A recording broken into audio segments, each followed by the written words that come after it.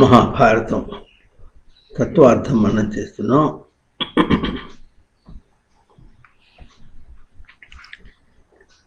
నవశబ్దం మంది వ్యక్తం చేస్తున్నట్లుగా పదం పదం అంటే ధామం.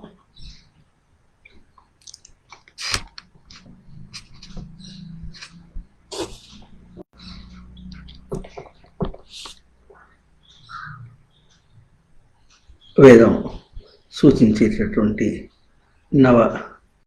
నోస్తుతౌ అంటే విలువ అన్న ధామమును చూపిస్తోంది. విలువ కట్టలేమండి అంటే ఆ పదం ఏం సూచిస్తుంది? విలువని కట్టాలి. ఎక్కడికి గుంజగేసి కట్టాలన్నా కాదు, విలువని అంచనా వేయాలన్నమాట. లోకంలో దేన్నైనా సరే దాని యొక్క విలువని తాను ఎంత అంచనా వేస్తే అంత అన్న ఆ సూత్రము అది తన ఎందే వర్తిస్తుంది. తనను తాను ఎంతగా విలువ కట్టుకుంటాడో అంతగా తనకు బయట దాని ఎందు విలువ తగ్గుతుంది. ఎందుకు తగ్గుతుంది? ఇక్కడే ఇరుకు లేనిపోద్దంతా అంటాడు. ఇక్కడే ఇరుకు అంటారు. ఎందుకంటే సరే నన్ను నేను అంచనా వేసుకున్నా బాగుంది, నేను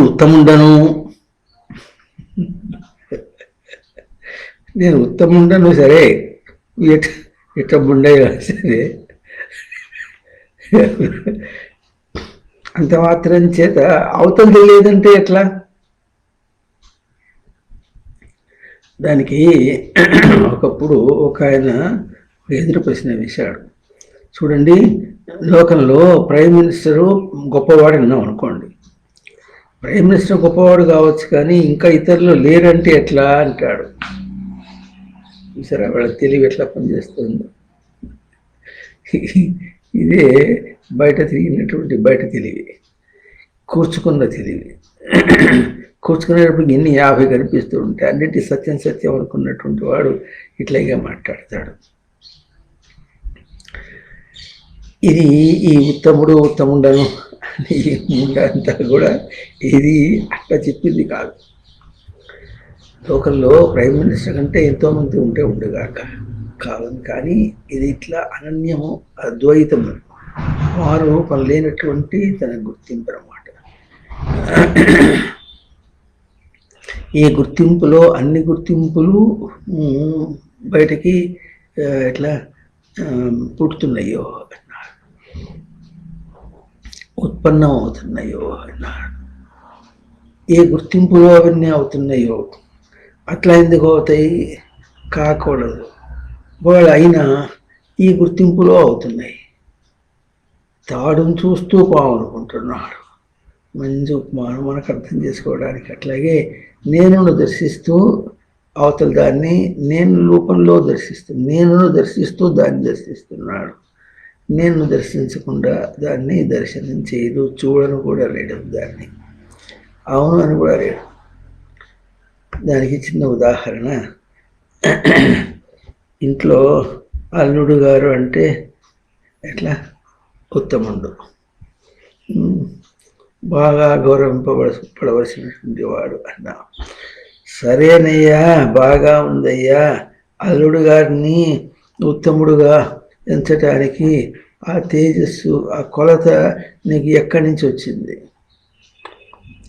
ఎక్కడో కొలిచి ఉత్తముడు అన్న దాన్ని కొలిచిన దానితో ఇప్పుడు అది నీ దగ్గర ఉంది కనుక అవతలని కొలుస్తున్నావు. ముందు అది నీ దగ్గర ఉన్నది, ఉత్తముడు అనే భావన, ఆ గ్రహింపు నీ దగ్గర ఉంది కనుక ఇది అక్కడ పెట్టగలిగావు. లేకపోతే పెట్టలేవు కదా. తెలుస్తున్నదా లేదా?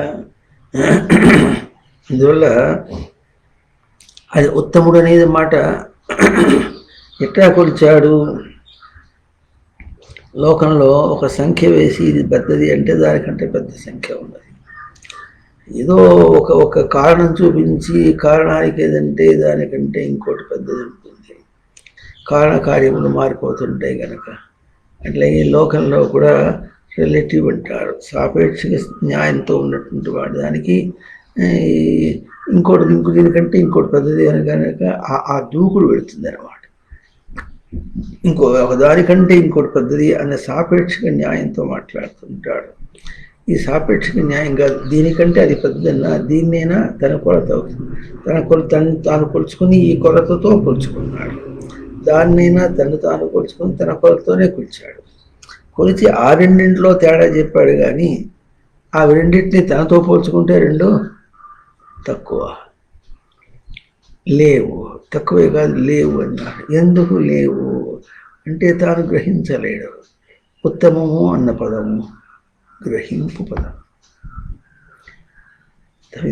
ఇక్కడ లోపల ఏదో ఒక ఉండగట్టుకుని ఒక మాంసం ముద్దం ఏదో ఒకటి ఉంది, దానికి అది ఉత్తముడు అని దాంతో పోల్చిన అర్థం కాదు. అది తన గ్రహింపు పదం. లోకంలో కూడా ఒక పెద్దదాన్ని గొప్పదాన్ని కనుక మనం ఒకసారి గ్రహించామనుకోండి, దానికంటే తక్కువ ఏమొచ్చినప్పుడు కూడా అవి తక్కువ నిర్లక్ష్యంగా మనం ఎట్లా ఉంటాము. అట్లాగే అన్నిటికంటే కూడా ఉత్తమంగా గ్రహింపు. ఆ ఉత్తమ గ్రహింపు అన్న దాంట్లో మనకేం చూపిస్తుంది, దాని యొక్క విలువ ఏమిటి అంటే అది నిశ్చలమైనటువంటిది. దాన్ని ఎవరూ కదిలించలేరు, దాన్ని ఎవరు బీట్అవుట్ చేయలేరు అన్నారు. దాన్ని ఎవరు అతిక్రమించలేరు. దానికంటే గొప్పగా ఏది తనకు కాదన్నారు. ఎందుకు కాదు, ఆ గొప్పతనం ఏమిటి అన్న విశేషం ఏమిటంటే, అవతలది ఎంత గొప్పగా అనుకున్నప్పటికీ అది వెళ్ళిపోయేది, తాను నీలక్కడ నిలిచి ఉన్నది. ఇదే గొప్పతనం. ఉన్నది అంటే ఉన్నది, అది ఉన్నది అన్నా లేనిది. ఉన్నది ఏమవుతుంది, లేనిదిగా రూపొంది వెళ్ళిపోతుంది. ఇంతే తేడా. ఇంత తేడాతోనే ఉత్తముడు అనే మాట, ఉత్తమం అనే మాట విలువ. ఉనికి లేమిల తేడాలో ఈ విలువ కడతాడు. లేమి ఎంత అంటే ఇన్ని జన్మలు ఎత్తాడు, ఇన్ని జన్మల్లో ఇప్పుడున్న స్థితి తనకు ఉత్తమము అని ఎంత చెప్పినప్పుడు కూడా ఇది పోయేటటువంటిది. ఎందుకు పోయేటటువంటిది అంటే, ఇన్ని జన్మల్లో కంటే కూడా ఈ జన్మలో చాలా గొప్పగా ధనికుడైనాడు అనుకుందాం, లేక చాలా గొప్పగా పేదవాడయ్యి తృప్తిని అనుభవిస్తున్నాడని అనుకుందాం. దాంతో పోల్చి తృప్తిని అనుభవించినప్పుడు కూడా తన ఉనికి యొక్క తృప్తి అందరిది, ఇంకా చాలా గొప్పది. అసలు దాంతో పోల్చే కాదు, అన్కన్సిడర్డ్ ఫాల్. అన్నిటితోని అనుకోకుండా, దేనితోనూ అనుకోకుండా తనకు నిలిచి, అందుకనే అనుభవము అన్నారు. అనుభవతి, దేన్ని అనుకోకుండా, దేన్ని ముందు ప్రేరణ లేకుండా, ఎటువంటి ప్రేరణ కూడా లేకుండా, ఉన్నది అన్న ప్రేరణ కానీ, అథవా లేదు అని దాని ఒక ప్రేరణ కూడా లేని దాన్ని లేదు లేదనా, లేదని చెప్పాలంటే అదేదో చెప్పి దాన్ని లేదనాలి. ఏదో చెప్పినప్పుడు అది ఉన్నదనే అర్థం నువ్వు కనుక, నువ్వు లేదని చెప్పినప్పుడు కూడా అప్పుడు ఉన్నదనే మాట్లాడుతున్నావు, చీ అన్నారు. అది పోలిక సరిపోదు అన్నారు. అర్థమవుతుందా? కనుక ఈ మాటలు సాధకులకు, నిజ సాధకులకు చాలా ఉత్సాహాన్ని కలిగిస్తాయి. అబ్బా, పోయింది, పీడ వదిలిపోయింది అనుకుంటాడు నిజ సాధకుడు. ఏదో అంతా ఉన్నదంటాడు, కాసేపు ఉందంటాడు, కాసేపు లేదంటాడు. ఆయనకే అర్థం కాలేదు, మనకేం అర్థం అవుతుందిలే అని వెళ్ళిపోతున్నామన్నారు. ఒకసారి ఎప్పుడో పరమస్వాముల వారు ప్రవచనాలు చెప్పే రోజుల్లో, అంతేగాని మనకు అర్థం కాలేదనుకోరు, ఆయనకే అర్థం కాలేదు. కాసేపు ఉందంటాడు, కాసేపు లేదంటాడు. ఉన్నది అన్నప్పుడేమో నువ్వు ఉన్నదా అన్నదాన్ని ఉన్నదని చెప్పించి ఇప్పుడు లేదు అంటాడు. అంతేగాని అది ఉన్నదని చెప్పడం అర్థం అవుతుందా లేదా, అర్థమవుతుందా లేదా? వెనక స్మృతులను తీసుకొని మా అబ్బాయి చిన్నప్పుడు ఇట్లా, చిన్నప్పుడు అట్లా, చిన్నప్పుడు ఇట్లా అంటాడు అనుకోండి, అవి తీసుకొని ఇప్పుడు ఏమనాలి? మళ్ళీ అపవాదం చేయాలి. ఎందుకంటే ఇప్పుడు వాడికి లేడుగా, అవి ఒకటి స్మృతులు అన్నారు అంతే. కనుక అట్లా దాని ఎందే ఊళ్ళో వరకుంటూ పోతుంటే ఎట్లా వస్తుంది. అందుకని గత 3 వారాలు కుస్తీ పడి మధ్యలో అడ్డంకులు లేకుండా ఒక వాక్యాన్ని మనం చేశాను. ఏమిటది? నవాక్షర బృహతి సంప్రదిష్ట. కనుక నవశబ్దానికి బృహతి శబ్దానికి బ్యాలెన్స్ చేసుకుంటూ అక్షర అయితే కాదు, అక్షర విలువ కట్టడానికిను ఎదగటానికి, విలువగా ఎదగటానికి మధ్యలో బ్యాలెన్స్ చేసేది అక్షర, సంచలనం లేనటువంటిది. అది సంప్రదిష్ట. అది మనకు అవకాశం ఇస్తుంది. ఏం అవకాశం ఇస్తుంది? మూడింటి యొక్క విలువ యొక్క నవశబ్దానికి విలువ ఇస్తుంది. బృహతి ఎదుగుట యొక్క విలువనికి అవకాశం ఇస్తుంది. బ్యాలెన్స్ చేసుకోవటం అంటే ఏమిటో కూడా అర్థం చేస్తుంది. ఎందుకంటే విలువ ఇస్తుంది. ఎందుకంటే మనం చెలించే బయట దాంతోనే ఎంతో విలువ కట్టి బ్యాలెన్స్ చేసుకోవాలని ప్రయత్నం చేస్తాడు మనిషి. తాను చాలా గొప్పగా నీట్గా ఉన్నవాడని అదేదో ఒకప్పుడు ఎవరు కాసు బ్రహ్మానంద రెడ్డి గారు, ఆయన్ని కూడా లేకపోతే ఆయన ఎవరికో ఇచ్చాడు ఏదో మొత్తానికి చిత్తప్రజ్ఞుడు అని ఒక బిరుదు ఇచ్చాడు. వాళ్ళకి ఏమర్థమైందో చిత్తప్రజ్ఞుడు పదం మాత్రం అంటే కోసుకొస్తే దొరుకుతుంది. ఉంది కనుక పుస్తకాలు తిరగేస్తే కొన్ని పదములు దొరుకుతాయి. ఇప్పుడు బట్టు పడిస్తే ఇచ్చినవాడు గొప్పవాడు, పుచ్చుకున్నవాడు గొప్పవాడు, పుచ్చుకున్నవాడు కంటే ఇచ్చినవాడు గొప్పవాడు. ఇట్లా ఏవో ఆ మాటలు ఈ మాటలతో వాడేమో వీడేమనుకుంటాడు, పుచ్చుకున్నవాడు అంటే ఇచ్చినవాడు గొప్పవాడు అనుకుంటాడు. వీడు ఆయన అనుకుంటా అంటే ఇచ్చినవాడి కంటే పుచ్చుకున్నవాడు గొప్పవాడు అంటాడు. అట్లా ఇటువంటి మాటలు మాట్లాడతారు.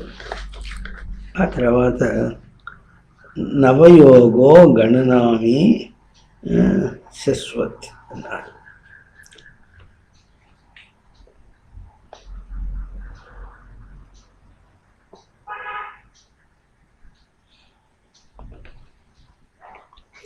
నవయోగో గణనామీతి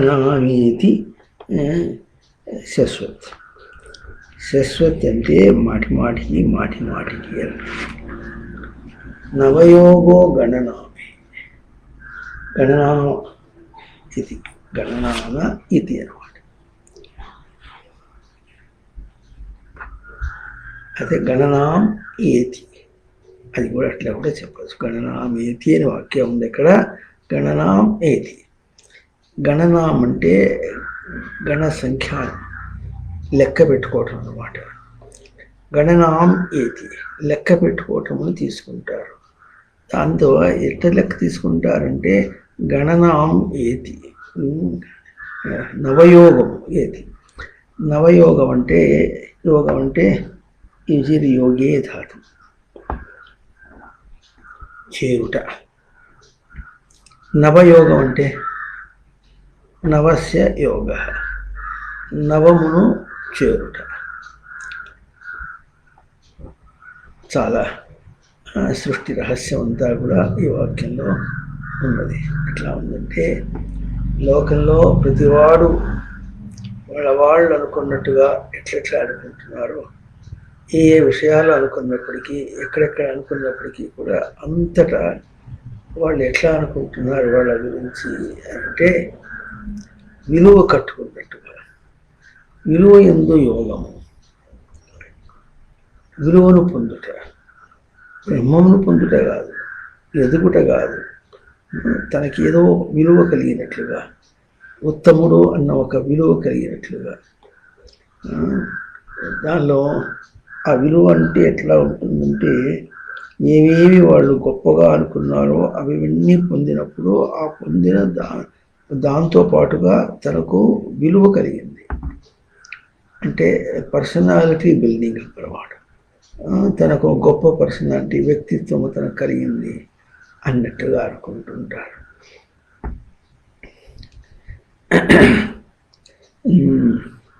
10వ తరగతి పరీక్ష రాసినటువంటి పిల్లవాడు ఇప్పుడు కాదులేండి, ఇప్పుడు ఏమిటంటే పరీక్ష రాయకుండానే రిజల్ట్స్ ఇచ్చేస్తుంది. అది ఏం చేస్తారు, సస్తారా, గోల బయటట్లా ఉంది. ఇంకా చేయటాన్ని మనం వ్యాఖ్యానం ఏం చేసేది లేదు, వేరే ఉపాయం ఏం లేదు, ఉన్న ఉపాయాలు ఏదో చేస్తున్నారు వాడు. కానీ ఆ 10వ తరగతి చదివి పాస్ అయినటువంటి పిల్లవాడు హై స్కూల్ నుంచి బయటపడినప్పుడు వాడు ఏమనుకుంటాడు, తను ఎట్లా విలువ పెట్టుకుంటాడు, గొప్పవాడు. ఆ 10వ తరగతిలో ఉన్నప్పుడు కూడా వాడు ఏమనుకుంటాడు, హై స్కూల్లో ఉన్న వాళ్ళందరికంటే కూడా తాను సీనియర్ మోస్ట్ క్లాస్, పెద్దవాళ్ళు. మరి ఈ రోజుల్లో ఉండేదో కాదు, వెనక రోజుల్లో ఉండేది సిపిఎల్, ఎస్పిఎల్ అని. సిపిఎల్ అంటేనేమో క్లాస్ ప్యూపిల్ లీడర్ అని, అది ప్రతి తరగతికి ఉంటాడు. ఎస్పిఎల్ అంటే స్కూల్ ప్యూపిల్ లీడర్ అని ఉండేవాడు. వాడిని వాడు చూస్తుంటే ఇట్లా ఉంటుందంటే, ఏదో మరి ఎంతైనా 15 ఏళ్ళకి మీసాలు కూడా సరిగ్గా రావు, కాకపోతే వాడు కొంచెం గంభీరంగా తయారవుతాడు. వీళ్ళ దృష్టిలో వాడు గంభీరంగా ఉంటాడు. ఉండటంతో దాన్ని ఎట్లా అంటారంటే పోలిక. వాడు మరి పంచతంత్రం ఇచ్చేటట్లు పోలిక ఎట్లా ఉంటుందంటే, సింహము మృగరాజు అయిందట. ఎట్లా అయిందంటే ఎవరో రోజున కూర్చోబెట్టి దానికి పట్టాభిషేకం చేసి కిరీటం పెట్టినందువల్ల మృగరాజు కాగదట. దీనివల్ల అయింది, దాని పౌరుషం చేతనే అయిందట, మృగరాజు అయిందట. అట్లాగే ఆ ఎస్పీఎల్ అయిన వాడు మురుగరాజు ఎట్లా అవుతాడంటే, అంటే వాడు 10వ తరగతి పిల్లవాడు. వాడిని ఇప్పుడు ఎస్పీఎల్, సిపిఎల్ అంతా ఈ రోజుల్లో అంతా వీళ్ళే ఎలక్ట్ చేసుకోవటం, పిల్లలే ఎలక్ట్ చేసుకోవటం లాగా ఉంటుంది. ఆ రోజుల్లో హెడ్ మాస్టర్ పెట్టేవాడు ఫలానా వాడిని ఎస్పీఎల్ అని. సిపిఎల్ అని కూడా క్లాస్ టీచర్ పెట్టేవాడు, క్లాస్ పీపుల్ లీడర్. వాడికి ఏంటంటే ఏదైనా డస్టర్ అవన్నీ ఉండాలంటే ఉన్నాయా లేదా చూసుకోవాలి, చాక్పీసులు ఉన్నాయో లేదు చూసుకోవాలి, ఏదైనా తక్కువైతే పోయి తెచ్చి పెట్టాలి, ఆ తర్వాత పిల్లల తరఫున ఏదన్నా చేయాలంటే వాడు చేయాలి అని. తరగతి పిల్లలకి ఎట్లాగో బడి తరగతి పిల్లలందరికీ కూడా చేయటం అనేది ఒక లీడర్ లాగా అనమాట అని ఒకలా ఉండేది. అప్పుడు వాడికి అనుకుంటాడు, తనకు విలువ కట్టుకున్నట్టుగా ఉంటాడు వాడు. అయితే ఇప్పుడు మనం గుర్తించవలసింది ఏమిటంటే, ఆ విలువ ఏమి విలువ? 10వ తరగతి విద్యార్థిగా విలువనా, లేకపోతే హెడ్ మాస్టర్ తనని లీడర్గా పెట్టాడు కనుక లీడర్ విలువనా, లేక తనకేదన్నా ఉన్న విలువనా? వాళ్ళు ఆ విధంగా తనని నియమించడానికి తనకు ఒక అర్హతకి ఈ రెండింటికి ఏదన్నా సమన్వయం ఉన్నదా? ఒకవేళ ఏదైనా ఉంటే అది తనకు తరతరాలుగా తను తీసుకుంటూ ఆ విలువను పెంచుకోవడానికి ఏదైనా పనికొచ్చే విలువ అక్కడ ఏమైనా ఉన్నదా? ఇప్పుడు ఏ విలువ చూసి తను పెద్దవాడని అనుకుంటాడు, లేక ఏ విలువ చూసి మిగతా పిల్లలందరూ కూడా అతన్ని గొప్పగా అనుకుంటారు అని ప్రశ్న వేస్తే అది అర్థం సమాధానం ఎట్లా వస్తుంది? అంతా బయట అనుకొని ఉంటాడు అంతే.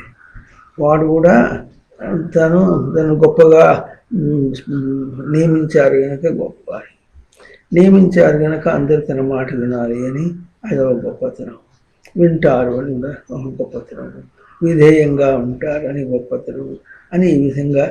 అయితే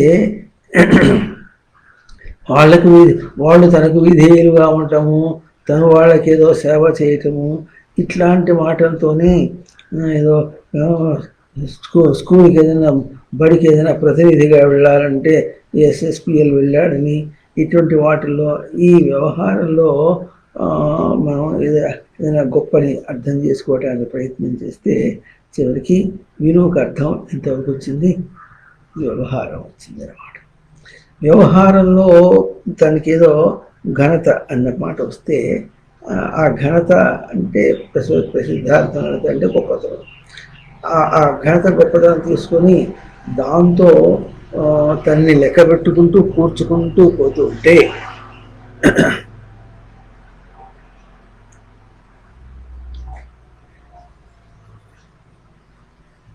వ్యావహారికమైన గొప్పతనంతో తన్ని కూర్చుకుంటూ లెక్క పెట్టుకుంటూ పోతూ ఉంటే ఎక్కడ తేలుతాడు? అట్టే గొప్పతనానికి పోతాడు అనమాట. అప్పుడు ఏమవుతుంది? అసలు ఆ గొప్పతనం తనకు ఎట్లా నప్పింది, ఎట్లా ఒప్పినది అన్నమాట తనకు అవకాశానికి రాదన్నమాట. అది కూడా ఎప్పుడైనా ఒక ప్రశ్నకి వస్తే ఏమవుతుందంటే, ఏదో ఒక సందర్భం వచ్చినప్పుడు, ఆ సందర్భం వచ్చినప్పుడు అన్ని సందర్భాల్లో తగినట్లుగా వ్యవహారం చేశాడు కనుక గొప్పతనం వాడికి ఒప్పింది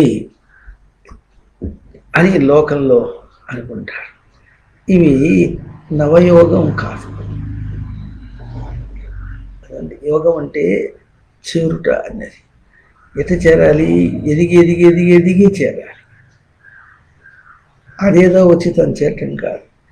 ఎదుగుట అన్న పదములకు ముందు తనకు జీవనము అన్న ఒక పదం అర్థం చేసుకుంటే జీవనం ఎట్లా ఉంటుంది? అనుభవంతో వస్తుంది.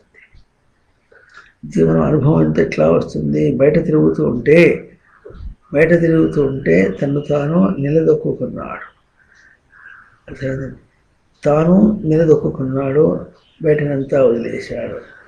9 తరగతిలో వదిలేసి 10వ తరగతి వచ్చాడు, 10వ తరగతి వదిలేసి బడి వెలిపెట్టేసి వెళ్ళిపోయినాడు. స్కూల్ లీవింగ్ ఎస్ఎస్సి అంటే ఎస్ఎస్సి అంటే సెకండరీ స్కూల్ సర్టిఫికేట్ అంటారు. మనకు రోజుల్లో ఎస్ఎస్ఎల్సి అని ఉండేది, సెకండరీ స్కూల్ లీవింగ్ సర్టిఫికేట్ అని ఉండేది. ఎస్ఎస్సిలో ఎల్లు ఎక్కువ ఉండేది, లీవింగ్ సర్టిఫికేట్ అది. ఆ మాట వచ్చినప్పుడు స్కూల్ వదిలేశాడు అర్థం, ఇంకా బడి వదిలేశాడని అర్థం. అట్లా వదిలేసి ఇప్పుడు ఏమైనాడు? ఇప్పుడు కాలేజీకి పోయినాడు.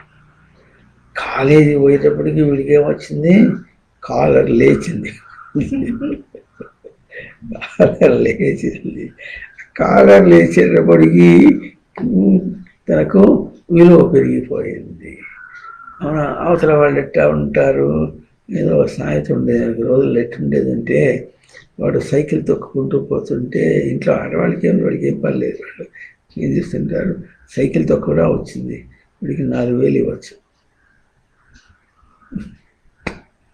ఏమిటి కట్నం 4,000 ఇవ్వచ్చు. 4,000 అంటే ఎప్పటిది? ఎప్పుడో 1950 ఆ ప్రాంతాల్లో అనమాట. అది సైకిల్ తొక్కడం వస్తే 4,000 ఇవ్వచ్చు. స్కూల్ దాటేశాడంటే 6,000 ఇవ్వచ్చు. టారిఫ్ పెరిగిపోతూ ఉంటుంది. ఇక వేటగా ఉండేది ఆ రోజుల్లో. ఏదన్నా పిల్లవాడు కాస్త యువకుడుగా కనిపిస్తూ చేస్తూ ఉండేటప్పటికీ మరి ఒక మామగారుగా వర్ధిల్లాలి, తాను ఎట్లా పరిణామం చెందాలి అనుకుంటూ ప్రయత్నించేటటువంటి ఒకనొక పిల్ల తండ్రి మామగారు కావాలన్నమాట. వాడికి ఎట్లా చూస్తాడంటే, మా జానకి ఏ రామచంద్రుడు కలుగుతాడా అని చూస్తూ ఉంటాడట. జానక్యాహ కమలాంజలి పుటే, జానకి యొక్క కమలాంజలంలో ఉన్నటువంటి దీన్ని ఆ బియ్యము, ఏం బియ్యం అంటారు? తలంబరాల బియ్యాన్ని ఎవరి నెత్తిన పోయించుకుంటాడో అని చెప్తారట. అవునా? ఇట్లా ఎదుగుతున్నప్పుడు మనం ఎదుగుతున్నాం అనుకుంటాం. ఇంత ఏదో ఎదిగా అనుకొని ఆ తర్వాత ఆ గడియ వచ్చింది అంటే, ఏది కళ్యాణ గడియ, ఆ పెళ్ళి గడియ వచ్చింది అంటే మనం ఎట్లా ఉంటాడు వాడు? ఏక్ దిన్ కా రాజా అంటూ ఉంటారు. ఇక్కడ హైదరాబాద్లోనూ హిందుస్థాన్లో ఏక్ దిన్ కా రాజా వాడు. ఒక రోజుకి వాడిని కాదనేవాడు ఎవడు ఉండడు అనమాట. వాడు ఉంటాడు. అట్లా ఆ గొప్పతనం మన్నాడు దిబ్బతనం అయిపోతుంది. గొప్పతనం కాదు, దిబ్బతనం అయిపోతుంది. ఆ తర్వాత అక్కడి నుంచి మొదలవుతుంది. ఏదో చాలా అనుభవించేసాం, ఆనందించేసాం, మరి జీవితంలో ఏది కావాలో అది ఆనందించేసాం అనుకుంటుండగానే ఆవిడ మొహం చిన్నబుట్టి అది ఎట్లయింది ఇది ఎట్లయింది అంటుంటే ఆవిడని హాస్పిటల్కి తీసుకుపోయి ఏమైంది ఏమైంది ఏంటి అటు చూస్తారేమి గర్భిణి అయింది. అయ్యేటప్పటికి ఇంకేముంది పడిచేవాడు ఎక్కడ కూర్చొని లెక్క వేసుకుంటుంటాడు. తర్వాత ఏమో పిల్లవో పుడుతుంది. అప్పుడు వీడు ఏమంటాడు, నాన్నయ్య కూర్చుంటాడు. వీడు ఆ నాన్నయ్య కూర్చునేటప్పటికీ వీడి దృష్టి మారిపోతుంది. అప్పుడు మళ్ళీ అట్లా ఇప్పుడు గొప్ప దెబ్బ అర్థం కాదు. అంటే బాధ్యతలో గొప్పతనమో లేకపోతే విర్రవీగుడిలో గొప్పతనమో అర్థం కాదు. ఇవన్నీ నవయోగములు కాదు. అయితే ఇన్ని చెప్పుకుంటున్నప్పుడు కూడా ఏం చేస్తున్నాడు, తండ్రి అయినాడు అని అనుకున్నాను చూసారా. ఆ తండ్రి అయినాడు ఆ వాక్యంలో కొంచెం తండ్రి అయినాడు, తండ్రి అనేది ఇప్పుడు అయినది. తాను ఈ తాను ఇప్పుడు అంతకుముందేమో పసివాడు, ఆ తర్వాత అదే ఎదిగాడు చేశాడు, ఆ తర్వాత ఏదో చదువుకున్నాడు, ఎస్ఎస్సి అయిపోయింది. ఇట్లా ఇది ఎదగటం అన్నట్టుగా అనుకుంటున్నాడు. ఈ ఎదగటంగా అనుకుంటున్నప్పుడు తాను ఈ ఎదగటలో ఎక్కడ ఆగి ఇదమిద్దామని చెప్పగలుగుతున్నాడు. ఇది మనకు గుర్తించాలి. ఎందుకంటే యోగం అంటే చేరుట, నవం అంటే విలువ. ఇప్పుడు ఎక్కడ విలువ కట్టి దాంతో చేరాను అనుకుంటూ ఉంటే ఆ చేరాను అనుకున్నది తనకు చేరిన స్వరూపంగా కాకుండా ప్రతిదీ ఎట్లా అవుతుందంటే దాటే స్వరూపంగా అవుతుంది. అర్థమవుతుందా? 3వ మెట్టు మీద ఉన్నవాడికి 4వ మెట్టు ఏమవుతుంది? ఎక్కిన మెట్టు అవుతుందా, దాటుతున్న మెట్టు అవుతుందా? ముందేమనుకుంటాడు, ఎక్కిన మెట్టు అనుకుంటున్నటువంటిది దాటే మెట్టు అవుతుంది. అవునా? పుట్టినవాడు ఏమవుతున్నాడు, పుట్టిన కాడి నుంచి గడియారం ఎట్లా లెక్కేస్తుందో అట్లాగే విడిది లెక్క అవుతుంది. మన వాళ్ళు అయ్యో ఏం చెప్తారో రోజు చెప్పేవాడు, ఎంత సత్యమో అసత్యమో తెలియదు, సత్యాసత్యం మాట కాదు. ఆ పుట్టిన వాడికి మెడలో ఏదో దారంలాగా వస్తుంది, దానిలో వాడు ఎన్ని సంవత్సరాలు బతుకుతాడో ఉంటుంది, ఆ తర్వాత పోతుంది అనేవాడు. ఏమిటో అంత మ్యాజిక్లు అది. అట్లాగే పుట్టినప్పటి నుంచి వాడు ఏం లెక్క వేసుకుంటాడు. ఇప్పుడు గడచు కాలం ఆయువు, ఆయువు అంటే పొందినది గడిచిపోతూ ఉంటుంది. సత్వరం అతిశీఘ్రం అని కళ్ళు మూసి తెరిచే లోపల ఏమొస్తుంది, పోగాలమా దాపరించుతుంది. రాగాలమో పోగాలమో, వచ్చు కాలము పోవు కాలము పోగాలమా. దేంతో చేరాడు ఇప్పుడు? పుట్టుకతో చేరాడా, గిట్టుకతో చేరాడా అని ఇట్లా ఈ చేరిక అన్నటువంటిది ఎక్కడికెక్కడ కొత్తగా ఉన్నట్టుగా తోచినప్పటికీ కూడా అది ఎట్లా అవుతుంది, పోయే కాలం. ఇది యోగం కాలం. అంటే చేరు కాలం అంటే వెనక కాలేదు కనుక ఇప్పుడు చేరేటప్పటికి కొత్తగా తోచింది కనుక అది నవనవలాడుతూ కొత్త ఒక వింతగా ఉన్నందువల్ల, ఆ వింతగా ఉన్నందువల్ల నవ శబ్దం అంతేగాని అది విలువ చేత కాదు. ఎందుకంటే ఆ విలువని మనం ఏం చేస్తున్నాం, కాదు అని ముందుకు పోతున్నాం. అది భలే దాటిపోతున్నాం. విలువలన్నీ మనం దాటిపోయే రూపంగా ఉన్నాయి, కానీ ఇది అని గుర్తించి తీసుకునేటట్టుగా లేదు. బయట ఎంత విశాలమైనటువంటి జగత్తో మరి ఎట్టన్నా చెప్పండి, బయట గురించి మీరు ఎన్ని భాషల్లో మాట్లాడినప్పటికీ కూడా అవి ఏం చూపిస్తున్నది? ఒక్కటే మాట చూపిస్తుంది. భగవద్గీత వాక్యం చెప్తుంది. ఏమిటది? ఆగమ అపాయన అనిత్య. ఆగమ అపాయనం అనిత్యం, నిత్యం కాదు అని. నవము కొత్తగా వచ్చింది కూడా అది కొత్త అర్థంతో నవమవుతుంది, కానీ విలువ అన్న అర్థంతో కాదు. ఒకవేళ విలువ అనే అర్థంతో చెప్పుకుంటే ఇది నా విలువ అని అనుకునే రోజు ఉన్నట్టుకి మరుక్షణము ఇంకో విషయం వచ్చి ఇప్పుడు తన విలువ చూపిస్తుంది. దీనిలో నువ్వు గొప్పగా నేను ఎంచుకుంటే మరుక్షణం అనేటువంటిది ఇంకొక విషయం రూపంలో వచ్చి అప్పుడు తను ఏం చేస్తుంది, కూలంకషంగా కోకటి వేళ్లతో పెరిగి పారేసినట్టుగా తీసుకుని పారేస్తుంది. లేక దీనికంటే ఇంకా ఎక్కువగా నిన్ను భ్రమింపజేసి గొప్పగా చూపిస్తుంది అనుకోండి, అప్పుడు వెనుకది నవస్వరూపమా, తర్వాతది నవస్వరూపమా అర్థమవుతుంది. అయితే ఇప్పుడు మాటి మాటికి ఈ వాక్యము ఆగమ అపాయన, వచ్చేది అపాయనం, పోయేది అపాయనం. అయనం అంటే ఉన్నది, అంటే తొలగించినటువంటి అపాయనం, అనిత్యం. ఈ అనిత్యం అనే మాట మనకి ఎటు చూపిస్తుంది, నవ అన్న పదము విలువ అన్నది బయట లేదు, వెంటనే చూపిస్తుంది. తాను ఎట్లాగైతే అవి రోజులు గడుస్తున్నాయి అంటాడు. రోజులు గడితే చచ్చిపోతాడు, మళ్ళకాలం వస్తుంది, ఇట్లా మాటలు మాట్లాడతాడు.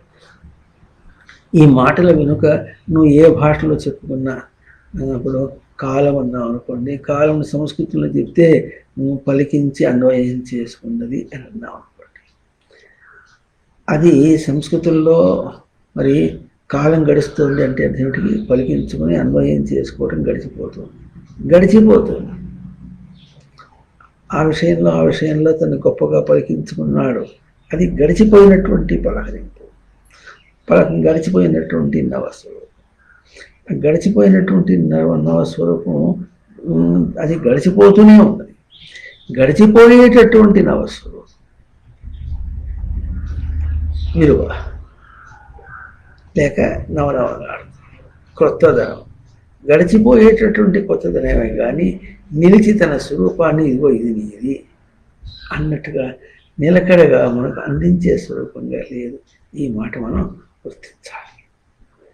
గుర్తించాలి. ఇంత ఇట్లా కుల్లా దిఖాతా హై అంటే వికసించి, అవునా, విడదీసి స్పష్టంగా మనకు చూపిస్తున్నారు. ఎంత స్పష్టంగా చూపిస్తుందంటే అంత స్పష్టంగా చెప్తుంటే ఒక్కప్పుడు మనకు విలువ తెలిసినప్పుడు తెలుస్తుంది. అంత చెప్పాలన్నా, అన్నిసార్లు చెప్పాలన్నా అన్న మాట మనకు ఎట్లా వస్తుంది, మొహం మీద కొట్టినట్టు వస్తుంది, సిగ్గు అనిపిస్తుంది. ఇన్నిసార్లు చెప్పించుకోవడం లోకంలో అంటే ఇన్నిసార్లు చెప్పించుకోవడం సిగ్గుగా ఉంది. నాకు లోకంలో లౌకికంగా ఎట్లా అనుకుంటాము, ఇన్నిసార్లు ఏమిటి, అన్నిసార్లు ఒకసారిగా అన్నిసార్లు. అనిత్యం అనేటువంటిది, తన లెక్కలన్నీ కూడా అనిత్యమే, తన బ్రతుకు అనిత్యమే, తను ఉన్నాను అని దాంతో పోల్చుకున్నది కూడా అనిత్యం. సర్వత్రా తనకు అనిత్యమే కానీ నిత్యము అన్నది అందటం లేదు. ఆ మాట అయినా మనం పదము మాత్రం సాపేక్షికంగా పోల్చుకుంటూ నిత్యానిత్యములు మాట్లాడదాం.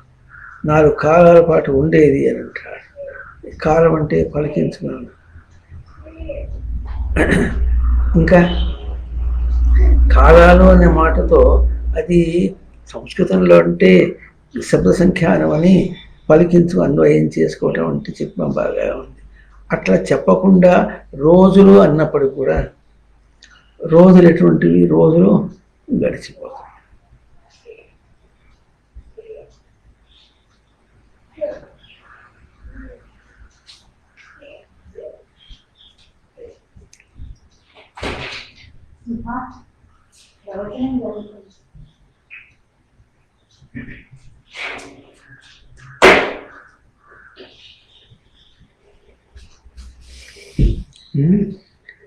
ఇట్లా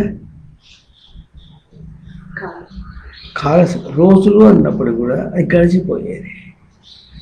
ఎట్లా గడిచిపోతుంది, తాను పలికించుకుని ఇది ఇట్లా అని తాను పలికించుకుని వాటితో ప్రవర్తించుకుంటూ పోతుంది. అక్కడ మనకి ఏం చూపిస్తుంది, అవి ఎట్లా ఉన్నాయి, తను పలికించిన రూపాలుగా ఉన్నాయి. పలికించిన రూపాలుగా ఉండి ఇది అయిన తర్వాత మనం అదే సత్యం అయితే అక్కడే ఆగిపోవచ్చుగా, ఇంకోటి పలికించకుండా. ఇప్పుడు ఏం చేశాడు, ఇది పలికించింది ప్రవర్తించుకుంటూ అన్వయం చేసుకుంటున్నా కానీ మళ్ళీ ఇంకోటి పలికించాడు. ఇంకోటి పలికించేటప్పటికి తన విలువ ఏమైంది, అవతల దానికి వెళ్ళింది. అయితే ఇప్పుడు ఇంత విశాలంగా చెప్పుకున్నటువంటి దానిలో ఒక అంశం ఏమిటంటే, ఇదంతా తన పాత్ర, పలికించుట తన పాత్ర, అంతటా తను పలికించుకున్నది. అవునన్నా కాదన్నా తను పలికించున్నది. అనుభవం కూడా అవతల దానితో ప్రేరణ లేకుండా తనకు కలుగుతోంది. ఏం కలుగుతోంది, ఎదుగుతున్నదిగా. ఎట్లా ఎదుగుతున్నాడు తను, అది కాదని ఎదుగుతున్నాడు. ఎట్లా కాదన్నాడు, ఇది ప్రవర్తిస్తుండగానే మన అప్పుడు మాట మార్చేశాడు.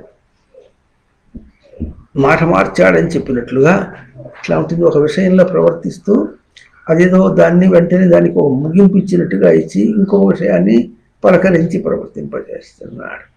అంటే ఇప్పుడు కాదన్నట్టేగా, దాన్ని నిలవనీయటంలే, అనేది దానికి ఉనికి నిలబడటంలే, నిలవనీయకుండా పోనిస్తున్నాడు. ఎందుకు పోనిస్తున్నాడు, దానికి తనది చపల చిత్తమా లేక దృఢ చిత్తమా అని ఒక ప్రశ్న. చపల చిత్తం చేత కాదంటున్నాడా, దృఢ చిత్తం చేత కాదంటున్నాడా? అర్థం. చపల చిత్తం అంటే చిత్త సంజ్ఞాన్ని చైతన్యవంతం చేసుకోవడం. తను తాను చపలంగా చైతన్యవంతం చేసుకుంటున్నాడా, దృఢంగా చైతన్యవంతం చేసుకుంటున్నాడా అంటే, ఒక విషయం నుంచి ఇంకో విషయాన్ని మారుస్తున్నాడంటే ఏం చేశాడు, ఇది తనకు ఎంత రోతగా అయింది, తన గ్రహింపుకు అందటంలే, పలకరించుకున్నాడు అందటంలే కనుక ఇప్పుడు ఏం చేసేసాడు, దాన్ని అందటం లేదు కనుక కాదని ఇంకోటి పట్టుకొచ్చాడు. ఇప్పుడు కాదన్నందువల్ల తనది దృఢచిత్తం, కాదని ఇంకో దాన్ని పట్టుకొచ్చినందువల్ల చపల చిత్తం. సరిగ్గా కాదు అన్నాడు, ఎవరన్నాడు, తానే అన్నాడు. ఇట్లా పలకరించుకుని అవునని పిలిచాడు, అట్లాగే కాదు. ఈ మాట ఎట్లా చేస్తున్నాడు, ప్రతిసారి చేస్తున్నాడు. నవయోగం అన్నమాట. అయితే ప్రతిసారి ఏం చేస్తున్నాడు, ప్రతిసారి ఇది కాదని అది అవునన్నాడు, మళ్ళీ దాని తర్వాత కాదని ఎవరంటున్నాడు. ప్రతిసారి ఏం చేస్తున్నాడు, చపల చిత్తము అట్లా, ఇది చపల చిత్తము, ఇదేమో దృఢ చిత్తం అన్నాం అనుకోండి. దృఢ చిత్తము చపల చిత్తముల మధ్య చిత్తము యొక్క స్వరూపాన్ని విలువ తెలియకుండా, అంటే చిత్తం అంటే అది కూడా లోపల ఉండగట్టుకుని ఉన్నటువంటిది ఏదో కాదు, మాంసం ముద్ద కాదు, తను తాను చైతన్యవంతం చేసుకోవటం. తను తాను చైతన్యవంతం చేసుకోవటం అంటే ఎట్లా ఉంటుందో ఒకసారి మన అనుభవంలోనే తెలుసుకోవటానికి ప్రయత్నం చేద్దాం. చూడండి, ఒక శ్రద్ధాళు అయినటువంటి అబ్బాయి చదువుకుంటున్నాడు. చదువుకుంటుంటే అర్థమవుతున్నట్టుగా ఉన్నప్పుడు ఏం చేస్తాడు, ఇంకొంచెం వదిలిపెట్టకుండా ఇంకా ముందుకు వెళ్తాడు. ఎట్లా ముందుకు వెళుతున్నాడు, ఎక్కడ కదల్లా, తన స్థానంలోనే ఉన్నాడు. అంటే అవగాహన చేసుకోవటంలో తను తాను స్థిరం చేసుకుంటున్నాడు. Slow and steady wins the race అని, తను ఎంత స్థిరంగా ఉంటే అర్థం అవుతున్నట్టుగా ఆ సెన్స్ వాడికి పడతాడు. ప్రతి పిల్లవాడికి తెలుస్తుంది, కాస్త కోస్త కొంచెం చదువుకునే పిల్లలకి అర్థమవుతుంది, మామూలు వాళ్ళకి తెలియదు. కానీ అది ఆ స్థిరంగా ఉండి దాన్ని ఇంకా చూసేటప్పటికి ఇప్పుడు అవుతుంది, ఇందాక అర్థం కాలేదు అన్నటువంటిది ఇప్పుడు అర్థమైంది. అంటే ఇప్పుడు ఏం చేశాడంటే తన్ను తాను చైతన్యవంతం చేసుకున్నాడు. తన్ను చైతన్యవంతం చేసుకుని అంటే అటువంటికి తన్ను తాను చైతన్యవంతం చేసుకోవటం అంటే చపలం నుండి స్థిరత్వం. తన్ను తాను చైతన్యం చేసుకోవటం అంటే చపలం నుండి స్థిరత్వమునకు, చపలం నుండి స్థిరత్వమునకు ఎప్పుడు తెచ్చుకున్నాడో అప్పుడు ఏమైంది, అది అవగాహన అయింది. అవగాహన అయిందంటే అర్థం ఏమిటంటే అది దాని యొక్క ఫార్ములా ఏమిటంటే తన స్థిరత్వము. ప్రతిదాని యొక్క ఫార్ములా తన స్థిరత్వము. ఫార్ములా అంటే సూత్రం. రేపు పరీక్షలు రాయాల్సి వచ్చినప్పుడు కూడా ఏం చేస్తాడు, అప్పుడు తను ఎట్లాంటి స్థిరత్వంతో దాన్ని ఒకసారి చూచాడు. ఇప్పుడు ఆ స్థిరత్వాన్ని కనుక ఇప్పుడు నిలుపుకుంటే దాన్ని మళ్ళీ యథాతథంగా చెప్పగలడు.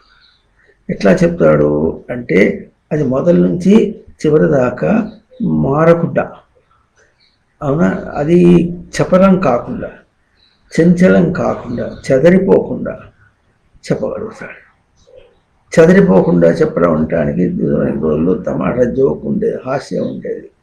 ఎక్కాలు చదవరా అంటే ఎక్కాలు చదువుతాడు, ఎక్కాలు అప్పచెప్పాలంటే ఏదో ఒకటి ఆధారం పెట్టుకుంటే కానీ చెప్పలేడు అనమాట. అందులో ఏం చేస్తాడు, గుండీని కెలుపుతూ ఉంటాడు, చొక్కా గుండీ కెలుపుతూ చెప్తాడు. పొరపాటునట్టు కెలక గుండె ఊరిపోయింది అనుకోండి, దేవుడు ఎక్కాలు చెప్పలేడు. ఎవరినో ఆధారంగా తీసుకొని చెప్పడం అన్నట్టుగా ఉంటుంది. ఎందుకు ఉంటుంది? తన స్థిరత్వమును తన స్వరూపంగా దర్శనం చేయాలంటే, ఇప్పుడు తను ఎక్కడున్నాడు, ఎక్కాలు చెప్తున్నాడు.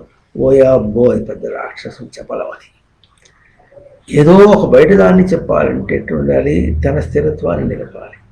తన స్థిరత్వాన్ని నిలిపితే దాన్ని చెప్పగలడు, లేకపోతే చెప్పగలడు.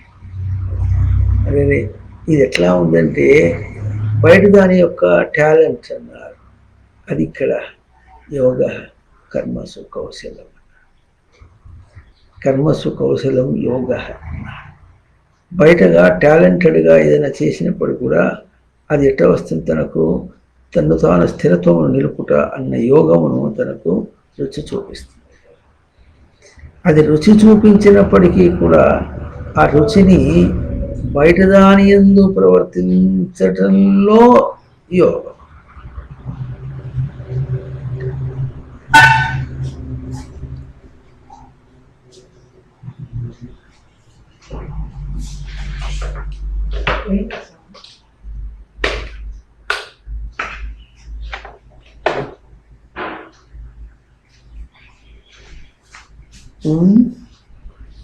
అర్థం అవుతుందా?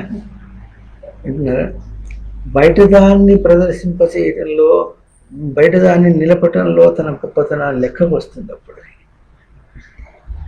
అది పెద్ద బాటిల్ నెక్ అన్నారు, పెద్ద అడ్డంకు. ఎంత పెద్ద అడ్డంకు అంటే, తను ప్రయోగం చేసిందేమో స్థిరత్వం తన దగ్గర. ఎక్కడ ప్రయోగం చేశాడు? తన దగ్గరే ప్రయత్నం చేశాడు. ఈ మన భాషలో ఎట్లా ఉంటుంది, కుదురుగా ఉండి చదువుట క్రియ, కుదురుగా ఉండుట, కుదురుగా ఉండి చదువు, కుదురుగా లేకుండా చదవకు. అంటే కుదురువు ఉంచుట అనేది తన దగ్గర, అది తన దగ్గర ప్రక్రియే. అది తన దగ్గర ప్రక్రియ అని తీసుకున్న తర్వాత అప్పుడు ఆ చదివినది తన దగ్గర ఉండటం ఎట్లా ఉంటుంది, తన కుదురు రూపంలో ఉంచుకున్నాడు. కానీ లేకపోతే చంచల రూపంలో ఉంటే దాన్ని బయటికి తీసి మళ్ళీ చెప్పడం కష్టం అవుతుంది.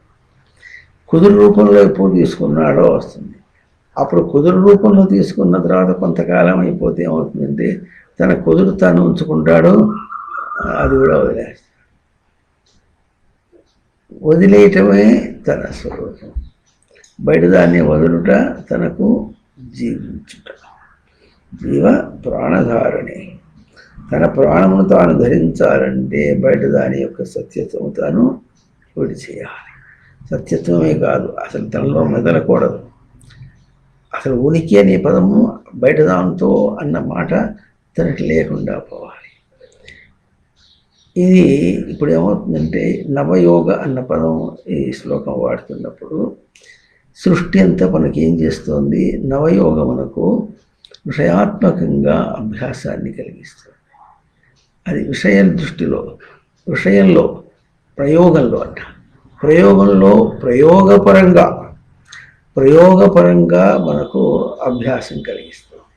అభ్యాసం అంటే అభిత ఆస్తి, ఉండుట, అభిత తన గ్రహింపుగా ఉండుట అన్నారు.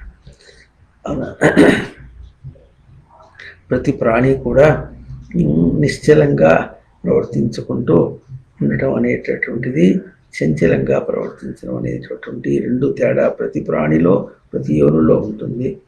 అక్కడ నిశ్చలంగా ప్రవర్తించడం అనేటటువంటిది అది ఎదిగినప్పుడు, ఎదిగిన దిశలో దానికి అందుతుంది. ఎందుకంటే ఆ యోనిలో ముందుగా పుట్టినప్పుడు తనకు ఆ యోని తనకు అపరిచయం. అపరిచయం అంటే తను కూర్చుకున్నది కాదు, తెచ్చుకున్నది. అదేదో వచ్చేసింది. ఏ యోనిలో వచ్చింది అర్థం కాదు. కణములనైతే పెంచుకుంది, కానీ ఆ యోని వచ్చేటప్పటికి అంటేప్పటికి మామూలు భాషలో ఆ ఒడలు, దేహం అనే పదం వాడకుండా ఆ ఒడలు తనకు పరిచయం అయింది కాదు. తనకు పరిచయం అయింది ఎట్లాగో ఒక ఒడలుని నడిపించుట, ఆ నడిపించుటలో తను గుర్తించుట అనమాట. ఈ అపరిచయంగా ఉండటం అనేటటువంటి స్థితి చాలా తక్కువ కాలం ఉంటుంది మిగతా ప్రాణులన్నిటికీ మానవుడి కంటే. ఎందుకంటే వాళ్ళ బ్రతుకు అన్నది తక్కువ, గడువు కనుక తక్కువగా ఉంటుంది. మనిషికి 100 సంవత్సరాలు ఇచ్చారు కనుక తీరిగ్గా వాడికి 16 సంవత్సరాలు ఇచ్చారు. ఆ 16 సంవత్సరాలు ఎందుకు తీరికగా దాన్ని మైక్రో స్టడీ అంటారు. మైక్రో స్టడీ సూక్ష్మంగా, అదేమో మ్యాక్రోగా వెళ్ళిపోయినాడు. గబుక్కున నడవదు. పసిపిల్ల ఇది పిల్ల కుక్క పిల్ల పుట్టగానే తను పోయి పిల్ల దూడైనా సరే తను పోయి తల్లి దగ్గర పాలు తాగాల్సిందే, కానీ తల్లి పోయి పిలుచుకొచ్చి చేతిలో పట్టి ఒళ్ళో తీసుకుని చేతిలో ఆడించుకొని పట్టేటటువంటిది వాటికి లేదు అన్నమాట. అట్లా లేకపోయినా ఇంకా అండజములు అంటారు, గుడ్డు నుంచి పుట్టినటువంటి కాకులు, పక్షులు ఉంటాయి సరే, అవి ఎట్లా ఉంటుంది, అవి గుడ్డు పెట్టేసి వెళ్ళిపోయినాయి. ఆ గుడ్డు నుంచి పిల్లలుగా వచ్చేసినాయి. అయితే ఆ తల్లి ఏం చేస్తుంది, ఆ గుడ్డు పెట్టాను కనుక ఆ గుడ్డులోంచి పిల్లలు వస్తాయని దానికి తెలుసు. దాన్ని వచ్చి దాన్ని కూర్చుని పొదిగినట్టుగా దానికి కూర్చుని దానికి వేడి ఇచ్చి చేసి అది ఇచ్చిన తర్వాత అది అక్కడే ఉంటుంది, అది తీసుకొచ్చి పెడుతుంది. ఆ తేడా ఉంటుంది పక్షులకి. మిగతా ఈ పిల్లి కుక్క ఈ జంతువులకన్నిటికీ కూడా ఇవే పోయి అక్కడ ఉంటుంది. ఈ తేడాల్లో వాళ్ళు ఏం చేస్తారంటే తన ఒక దేహం అన్న దానికి పరిచయం చేసుకోవడం, దానిలోనే గడిచిపోతుంది వాళ్ళ కాకి ఉందనుకోండి, అది తీసుకొని కాకి ఎట్లా ఎగురుతుందో ఆ ఎగిరేదాకా బాగా అర్థం చేసుకొని ఆ చేసే లోపల ఎట్లా ఉంటుంది దానికి కూడా గుడ్డులు పెట్టేటటువంటి దశ వస్తుంది. ఆ వచ్చేటప్పటికి ఇంకా ఆ వ్యవహారాలు ఎప్పటికి కొట్టుకుంటూ పోతుంది. కానీ తన దేహాన్ని ఎంతవరకు పరిచయం చేసుకున్నది, తనకు పరిచయం చేసుకోవటం అంటే తనకుగా కూర్చుకోవడం, పరిచయం చేసుకోవటం అంటే తన గ్రహింపుకు ఎంతగా కూర్చుకోవడం, చేయడం అంటే చేయనే కూర్చుకోవటం, తనకు కావలసినట్టుగా ఎట్లా కూర్చుకోవటం అన్నది గ్రహించడానికి అవకాశం లేకుండా చాలా వ్యవధి, దానికి ఉన్నటువంటి వ్యవధి గడువు తక్కువగా ఉంటుంది. మనిషికి ఎక్కువగా ఉంటే ఏం చేస్తాడు, తీరిగా చేస్తాడు, చేసుకుని ఏవో లేనిపోనివన్నీ పెట్టుకొని దాంతో ఎట్లా చేస్తాడు, కాలం వృధా చేసుకుంటాడని సంస్కృతం. కాలం అంటే తను పలికించి అన్వయం చేసుకునేటటువంటి ఆ అవకాశాన్ని తప్పుగా వాడుకొని వృధా చేసుకుని విషయాల్ని పలికించుకోవటంలోనే చేసుకుంటాడు, కానీ తనను పలికించుకోవటం చేయడు. కానీ ఏమైనా సరే పలికించుకుని అన్వయం చేసిందే వాని యొక్క బతుకంతా.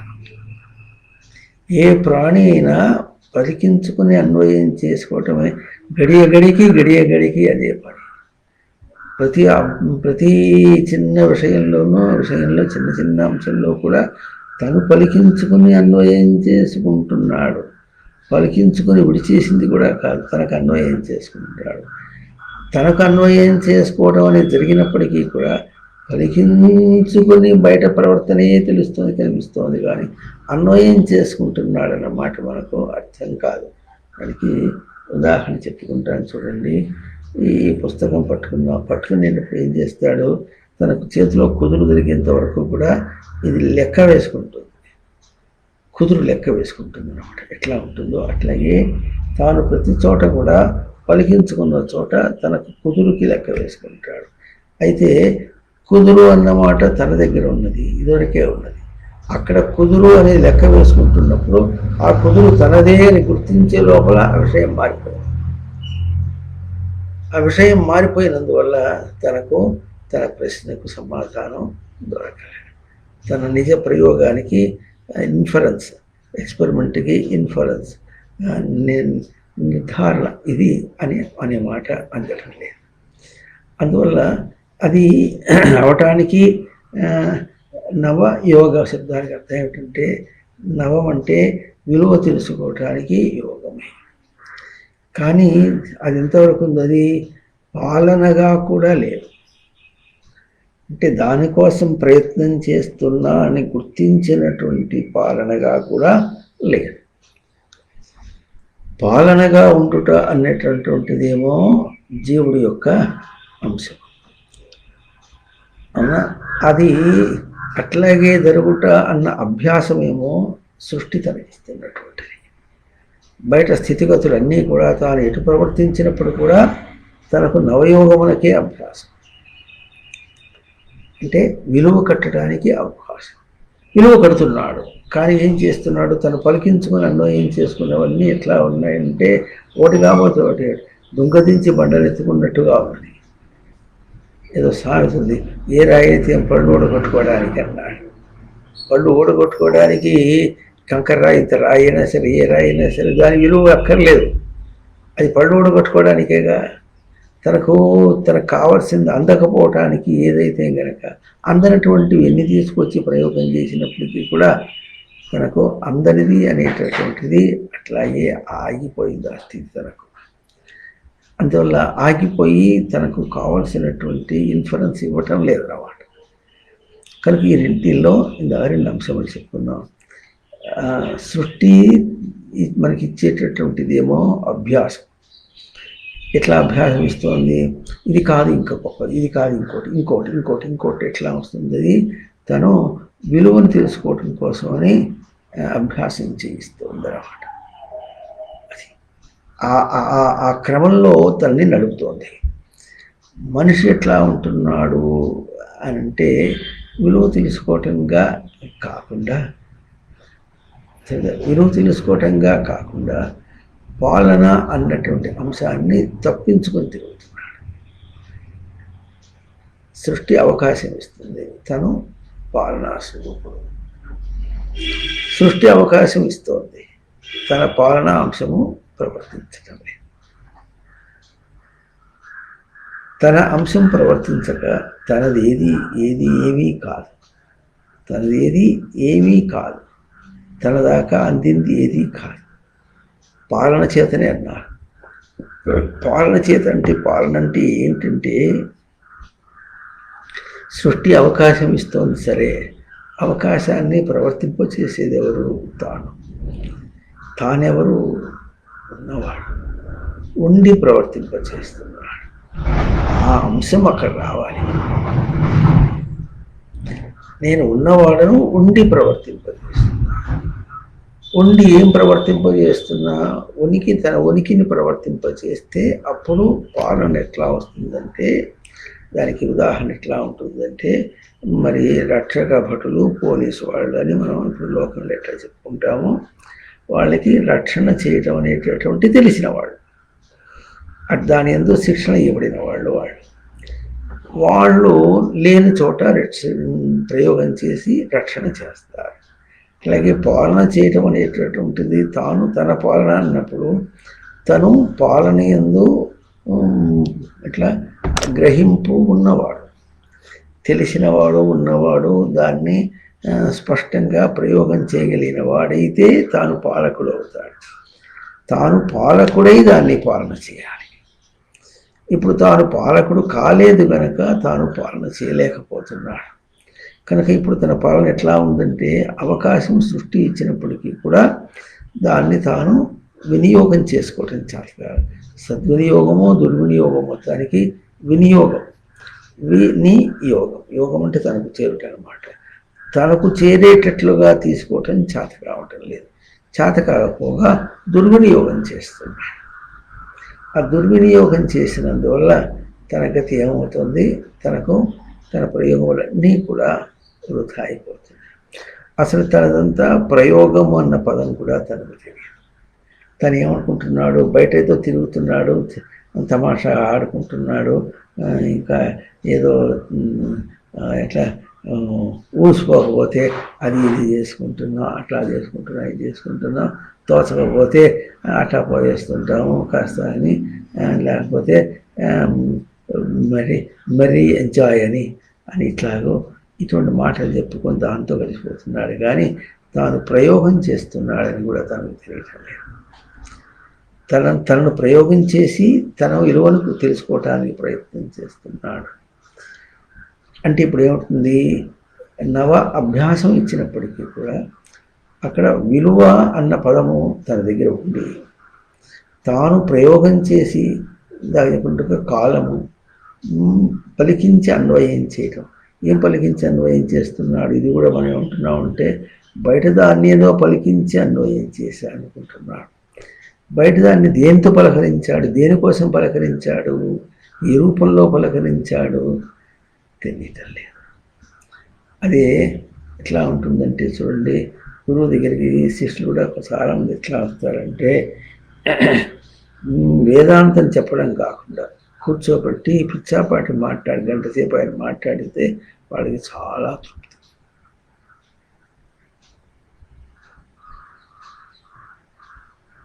ఇంటి విషయాలు మాట్లాడి పంపిస్తే తృప్తి. కేవలం బోధ చేసి పంపిస్తే ఎట్లా ఉంటుందంటే దీనికోసం ఎందుకు, ఇదైతే ఫేస్బుక్లో కూడా వినేవాడిని.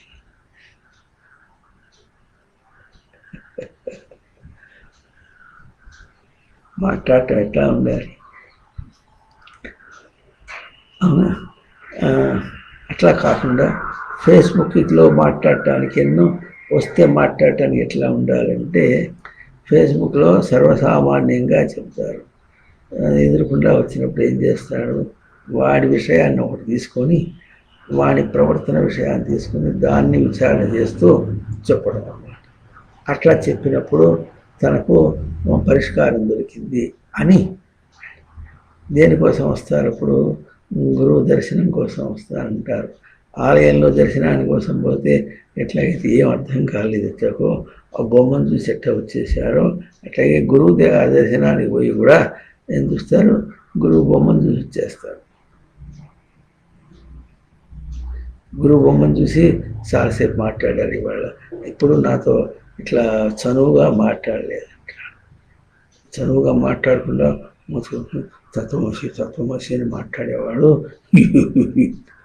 ఇప్పుడు చాలా చదువుగా ఏం చేస్తున్నారు, మీ పిల్లలు ఏం చేస్తున్నారు, ఓహో అట్లాగా, అది అవుతుందా, ఇట్లా అవుతుందా, మరి ఇద్దరు పిల్లలకి 2 ల్యాప్టాప్లు ఉన్నాయా, వాళ్ళకి ఇది క్లాస్, అది ఆన్లైన్ క్లాస్కి ఉన్నాయా అంటే ఇది ఒకటి తెప్పించా, ఒకటి ఎట్లా అవుతుంది, ఎట్లా అవుతుంది, అప్పులు చేసావా ఇది అంతదాకా ఎంత దూరం పోతే అంత దాకా తీసిపోయి మాట్లాడేసి నిజాలు ఎక్కువ అన్నాడు.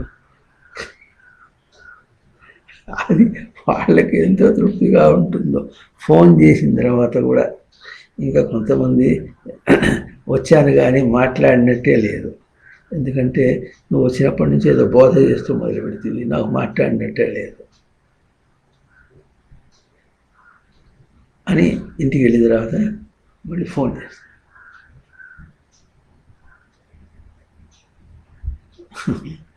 అంటే మనం ప్రయోగం చేస్తున్నాం, పలకరించుతున్నాం అంటే, పలకరించి అన్వయం చేసుకుంటున్నాం అంటే దానిలో తనకు కావలసిన దాన్ని పలకరిస్తున్నాడు.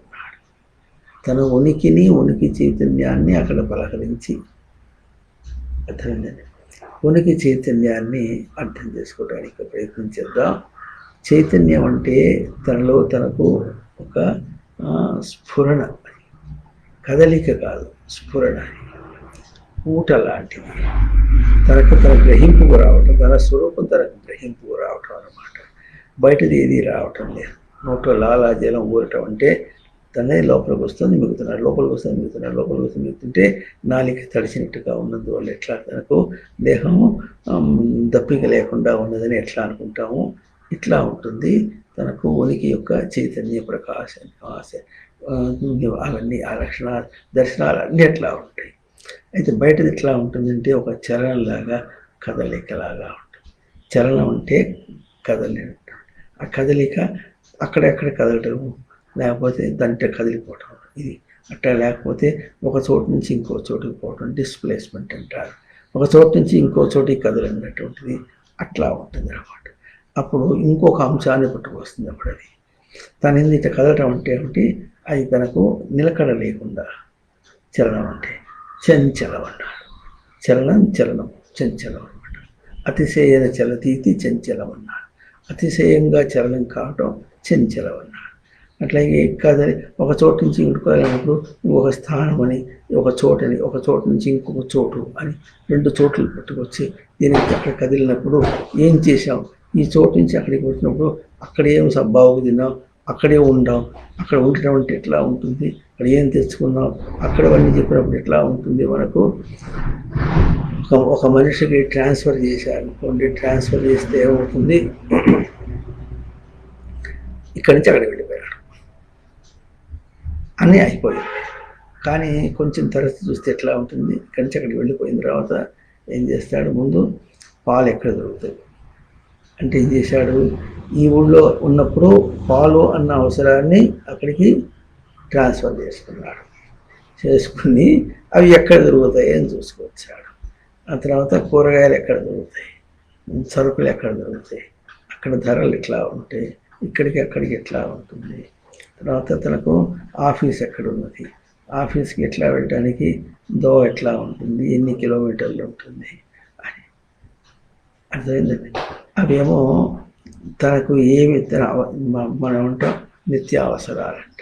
ఈ అవసరాలని మోసుకుపోయాడు. పోయి ఈ అవసరాలు ఇక్కడ అవైలబిలిటీ అన్నారు, ఎక్కడ దొరుకుతాయో ఆ స్థానాన్ని అక్కడ ఏం చేశాడు, ఇంకొక చోట ఈ అవసరాలకు ఒక స్థానాన్ని కుదుర్చుకొని ఆ తర్వాత అక్కడికి పోయేటప్పటికి చాలా దూరం, ఇక్కడ దూరం, అక్కడేమో దూరంగా ఉండేది, ఇక్కడ దగ్గరగా ఉండేది, లేదా అక్కడ దగ్గరగా ఉండేవి ఇక్కడ దూరంగా ఉండేవి. అక్కడ దూరంగా ఉన్నా కూడా ఆఫీసు నుంచి వస్తూ తీసుకొచ్చేవాడిని. ఇప్పుడేమో అట్లా లేదు, మళ్ళీ అవి ఏమో వేరే దూరం ఉండే, నాకేమో ఆఫీసు వేరుగా ఉంది, దానికోసం మళ్ళీ ఆవిడ వెళ్ళాల్సి వస్తుంది, తనపై తీసుకురావాలంటే ఆ ప్రయత్నం ఇట్లా ఏవో మాట్లాడుకోవటానికి ఊసిపోయేటట్టుగా ఉంటే పొద్దు కోసం, లేకపోతే పొద్దు ఏమవుతుంది, వేలాడుతూ ఉంటుంది, హ్యాంగింగ్ టైం. కనుక ఈ విధంగా మనం గుర్తించాల్సిన విశేషం ఏమిటంటే,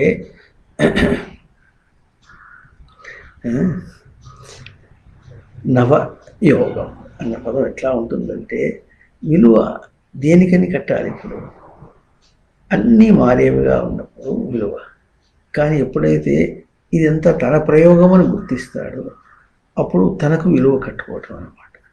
ఇప్పుడు ఈ విధంగా ట్రాన్స్ఫర్ అయితే ఎట్లా, తన అవసరం వల్ల అక్కడ మోసుకుపోయి మళ్ళీ దాంతోనే కృషి చేశాడు ఎట్లాగో అట్లా. అంటే ఏమిటి, దానికి ఇంగ్లీష్లో కూడా ఒక సామెత చెప్తుంటారు, old wine in new bottles అని. అదే వైన్ అట, వైన్ అంటే ఏమిటి, తెలుగులో ఏమంటారు, మత్తు పానీయం.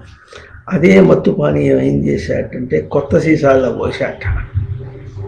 Old wine in new bottles అని ఎట్లా అంటారో అట్లాగే మనం ఏం చేస్తున్నాం, ఓల్డ్ వైన్ న్యూ బాటిల్స్, ఇది కాదు నవయోగం. అక్కడ ఓల్డ్ వైన్ని న్యూ బాటిల్స్లోకి పలకరించుకుంటున్నాడు. అది ఏం బతుకుతుంది, అది ఓల్డ్ వైన్గా బతుకుతుంది, లేకపోతే న్యూ బాటిల్గా బతుకుతుంది. దీని కూరగాయల దుకాణంగా బతుకుతుంది, కూరగాయలుగా బతుకుతుంది, ఇంటికి వస్తే కూర వండుకోవటంగా బతుకుతుంది, దేనిగా బతుకుతుంది, తినటంగా బతుకుతుంది. తిన్న తర్వాత ఏమవుతుంది, అంతా తింటూనే ఉన్నాం, తిన్న తర్వాత అన్ని రోగాలే, తినకుండా ఉంటే ఏ రోగం ఉండదు. మీరు కావాలి, మీకు అన్ని రోగాలు వస్తే కనుక మేము ఉన్నాం. ఎట్లా ఉన్నామంటే రోగ చికిత్స చేస్తాం అన్నటువంటి పేరులో లేని రోగాలను అంటించేవాళ్ళం మేము. అర్థం అవుతుంది లేదా, అది లేని ఉన్న రోగాలను తీసేవాళ్ళం మేము అనే పేరులో లేని రోగాలను అంటించేవాళ్ళం. జారిపోతే ఎట్లా, మేమట బతకాలి అని ఈ విధంగా చివరిది ఎక్కడ దాకా పోతుంది, డబ్బు మీద పోతుంది. ఇట్లా ఏం పలకరించుకుంటున్నాం? సరే, ఇవన్నీ పలకరించుకోవటంలో పలకరించేవాడు ఉన్నాడే, దేంతో పలకరించుకుంటున్నాడు? అక్కడే ఉనికితో పలకరించుకుంటున్నాడు. సూటిగా ఉనికితో పలకరి ఉండాలి. బ్రతకాలి, మన భాష బ్రతకాలి, బ్రతకాలి, చావకుండా ఉండాలి.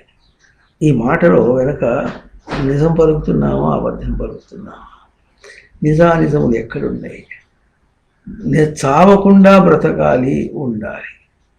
చావకుండా బ్రతకాలి, ఉండాలి. చావకుండా బ్రతకాలి, ఉండాలి. ఇది మనం పలకరించేటటువంటిది, అన్వయం చేసుకోవడానికి ప్రయత్నం చేసేది. కానీ ఎక్కడ పలకరిస్తున్నాం అంటే చచ్చేవి,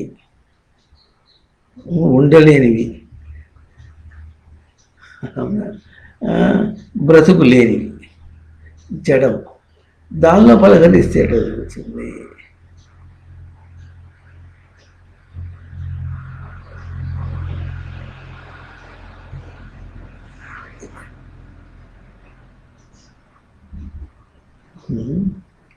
గుడ్డ దుకాణానికి పోయి కందిపప్పు ఇమ్మంటే ఎట్లా ఇస్తాడు?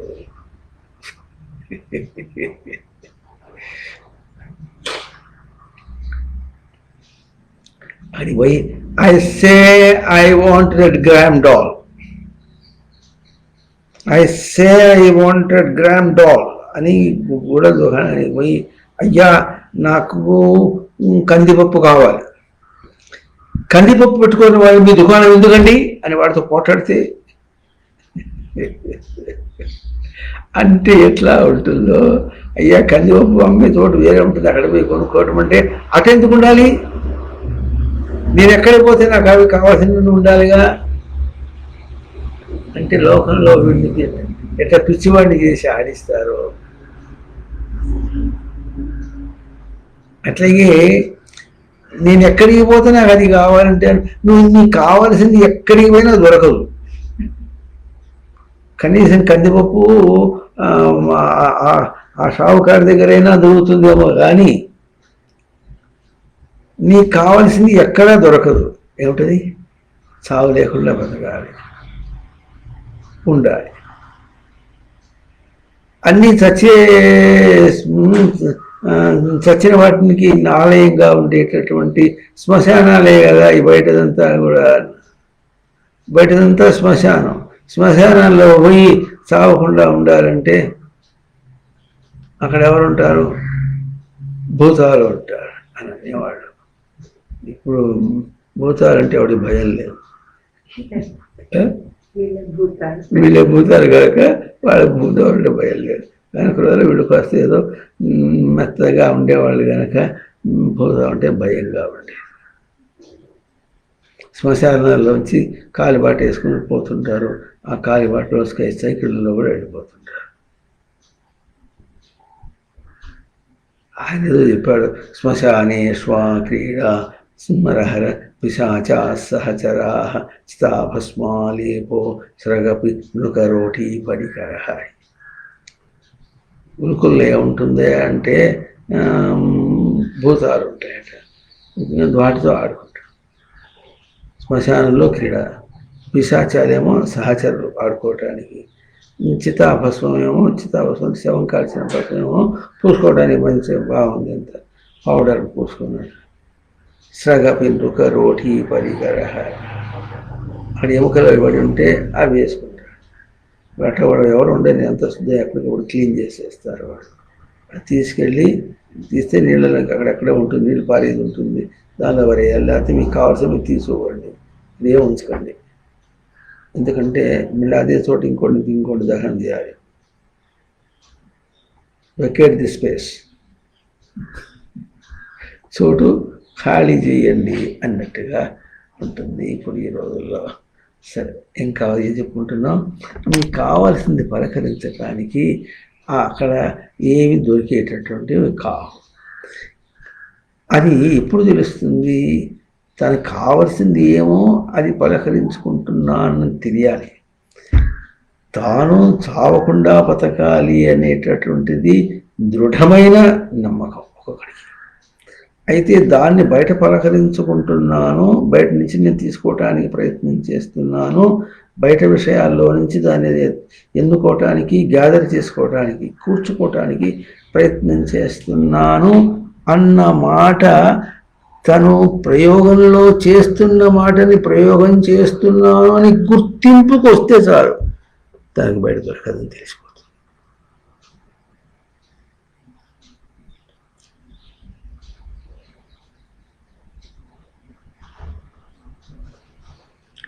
ఇంతే ఇంతే. ఏం కావాలి నీకు? సాగకుండా బతకాలి, అది ఇప్పుడు కందిపప్పు కావాలి.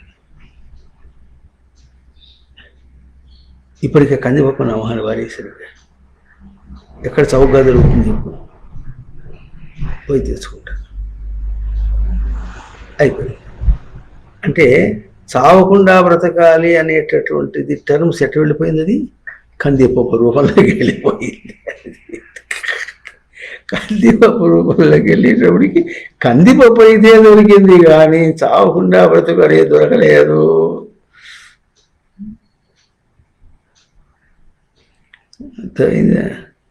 కూతురు పెళ్ళి అయితే అయింది, కానీ చావకుండా బ్రతకడం అనే బ్రతుకు అందలేదు.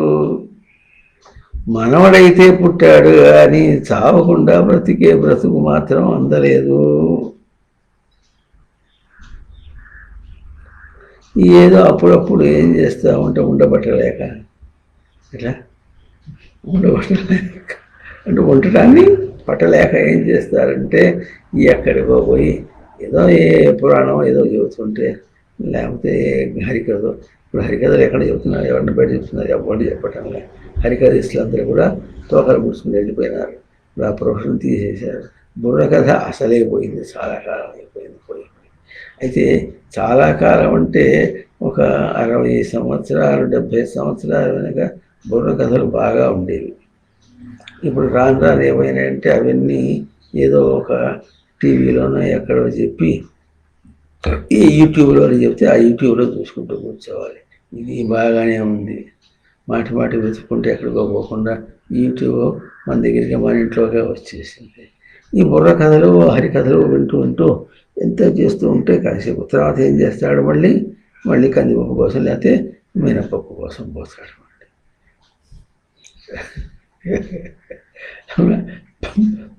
వాటికి బుర్ర కథలు ఏం వెతికాడయ్యా? సావకుండా బతకాలి.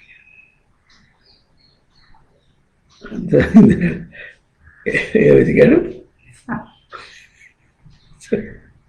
సావకుండా బతకాలి అని వెతికాడు. ఇదిగో ఇదమిద్దం అంటూ విచ్చినట్టుగా కనిపిస్తుంది వాడికి అనిపిస్తుంది. ఇదమిద్దం ఇదో ఏంటంటే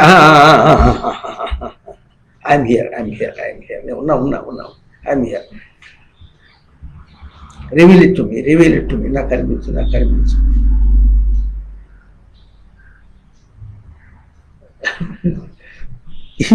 ఈ మాత్రం తన ప్రయోగాన్ని చెప్పుకోవటం, గుర్తించి నోటార మనస్సుతో గుర్తించి నోటితో పలికించడం చాట కాకపోతే ఇంకా వీడికి నవయోగం ఎక్కడ,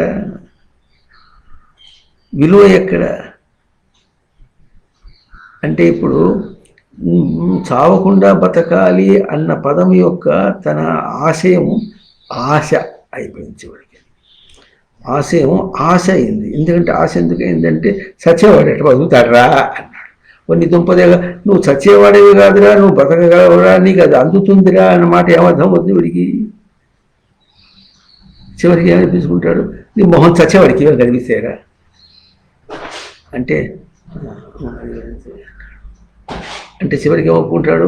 చావునైనా ఒప్పుకుంటాడు, కానీ చావకుండా బతకాలని వీడు చావునైనా ఒప్పుకుంటాడు, కానీ చావు లేకుండా బ్రతికేటటువంటి ఒక వ్యవస్థ తనకది ఉంది, దాంతో ఆడుకుంటున్నాడని, దాంతో ప్రయోగం చేస్తున్నాడని, ఇది వ్యవహారం వదిలిపెట్టేసి దాన్ని తీసుకుని వెళ్ళిపోతాడని అనే నిజం తనకు అందటం లేదు.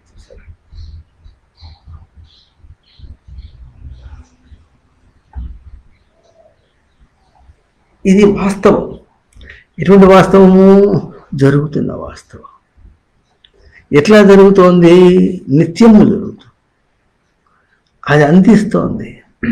ఇంకా ఎట్లా జరుగుతోంది? అది ధారణగా ఉంచుకొని,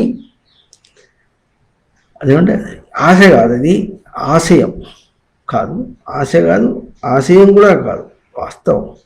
ఇట్లా చావకుండా ఉండుట, చావకుండా ఉండుట అన్నటువంటిది అది ధారణగా ఉంటే అప్పుడు పలుకగలుగుతాడు.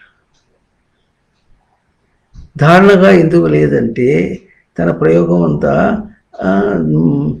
నశించిపోయేవి, కదిలిపోయేవి, వెళ్ళిపోయే వాటితోనే ఉండుట అన్న వ్యక్తికి కనిపిస్తుంది కనుక అసలు వాటి అప్పుడప్పుడు మనకి ఏమొస్తుందంటే ఏమొస్తుంది, వాడి మొహం చూస్తే ఏం చెప్పాలో అర్థం లేదు, వాడి మొహం చూస్తే ఏం చేసేటట్లేదు, ఎందుకు చెప్పడం వచ్చేసా అని ఎట్లా అంటామో అట్లాగే బయట తిరిగే వాటిల్లో చూస్తే దాని మొహం చూస్తే ఒక్కటి కూడా తను నిజంగా అందించేటట్టు ఏం కనిపించలేదు కనుక దాని మొహం చూసి ఇంకేం చెప్తాం, ఏం అడుగుతాం లేని వచ్చేసినట్టుగా ఉంటుంది. అట్లా వెనకన్నా వచ్చేయడమే, లేకపోతే దాంతో ఎడారిలోంచి పీకినట్టుగా నీళ్లు పీకినట్టుగా ఎడారిలోంచి పిండిది నీళ్ళు వస్తాయి. ఆ నీళ్ళు పిండినట్టుగా బ్రతుకుతూ దీనిలోంచి చావు లేకుండా రావాలంటే ఆ మాట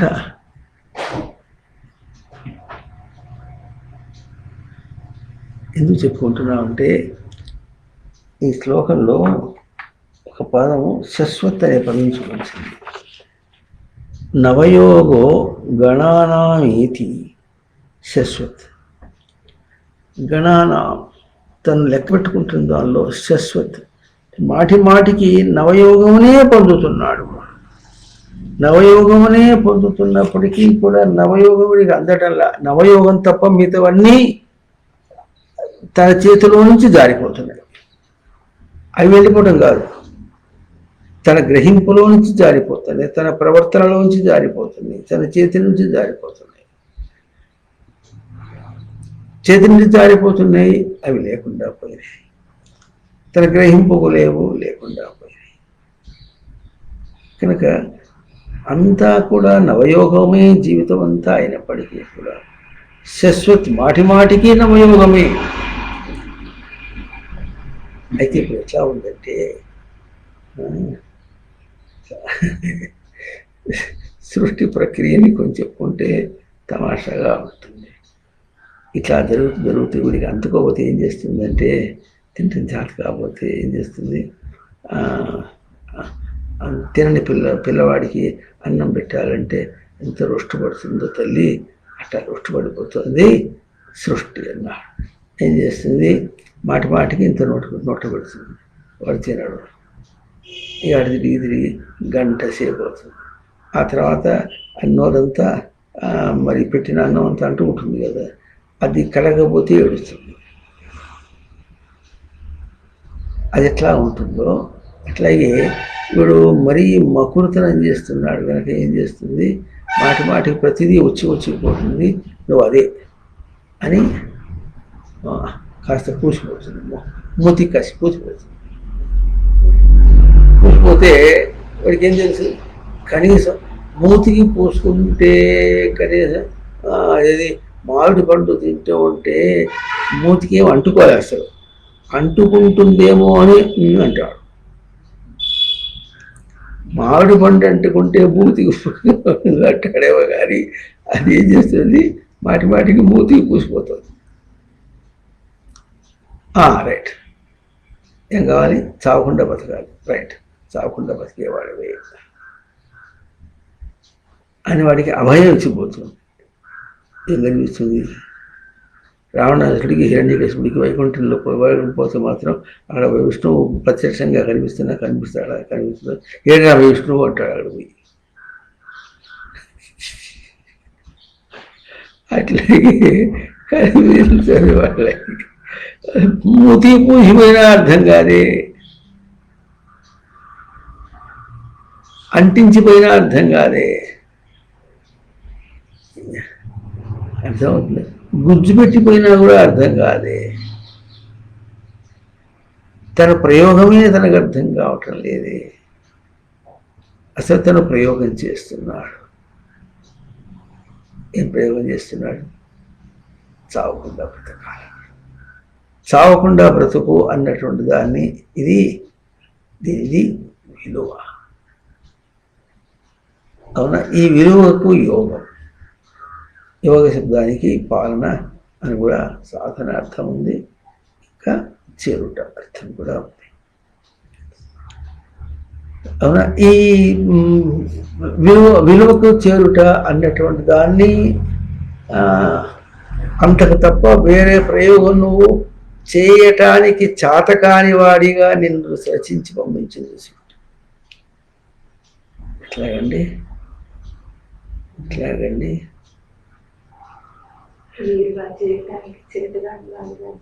ఇంతకంటే వేరుగా చేయటానికి చేత కాదు, నీకు చెయ్యలేవు. ఎట్లా చేస్తావు? నీకున్నది అదేగా.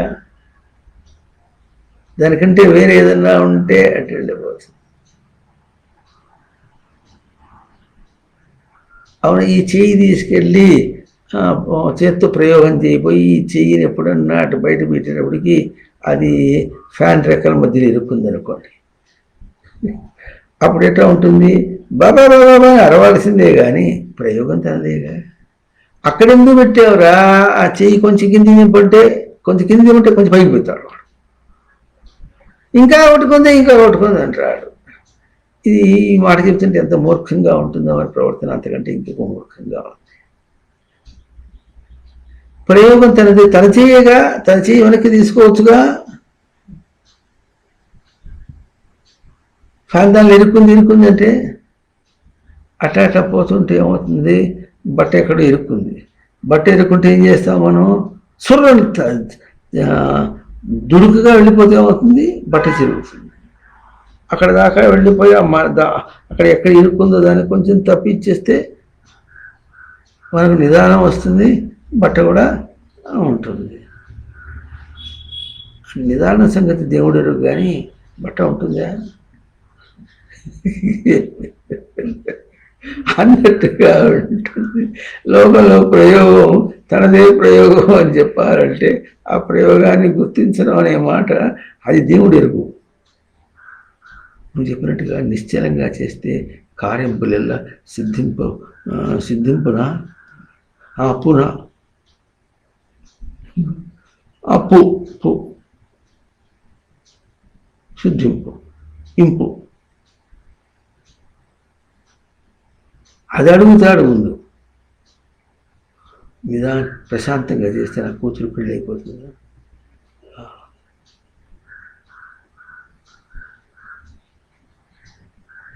దాశం పదగా అరే వాళ్ళని వక్షశిరందుకు ఎక్కిస్తున్నాం అన్నంత తిరిగిలేని ఆ తల్లిదండ్రులకి నిర్దాక్షిణ్యంగా తన కూతురు తీసుకెళ్ళి ఇంకోటి చేతిలో పెడితే ఏమైనారో చివరికి అట్లా కాలేదు, తన కూతురికి పెళ్లి కాలేదని చివరికి తన కూతురు బతుకేమైపోతుందో అని ఏడ్చి చచ్చిపోతాడు.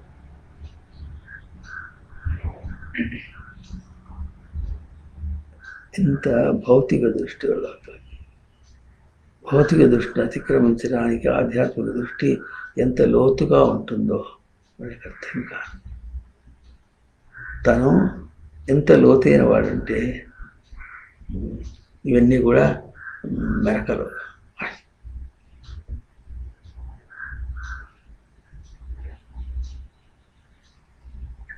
విషయాత్మకమును దూరపరించి పాడేయటానికి, తీసవతల పాడేయటానికి తను ఎట్లా ఎంత దృఢమైన స్వరూపమో అంత ప్రయోగం చేసి ఆ ప్రయోగాల్లో తాను నిలవాలి. ఆ నిలవటం అనేటటువంటి ఆ ప్రయోగమే. అమ్మో, అంతైతే చాలా కష్టమే. ఏదో కాఫీ మానేమంటే నువ్వు అన్నావు కదా అని నిజదానం మానేసా. అప్పటికి కాఫీ వద్దన్నావు కదా అని టీ తాగటం మొదలుపెట్టా. ఏవో అటువంటివో నాలుగు చెబితే పోతే పోన్లే దేవుడి కోసం వదిలేస్తాట. దేవుడి కోసం వదిలేస్తే అంటే అదేమిటి, వదిలేస్తే దేవుడు తాగుతాడని. ఇది కాఫీ దాన్ని వదిలేస్తే దేవుడు తాగేస్తాడని. ఏమిటో దేవుడి కోసం వదిలేశా.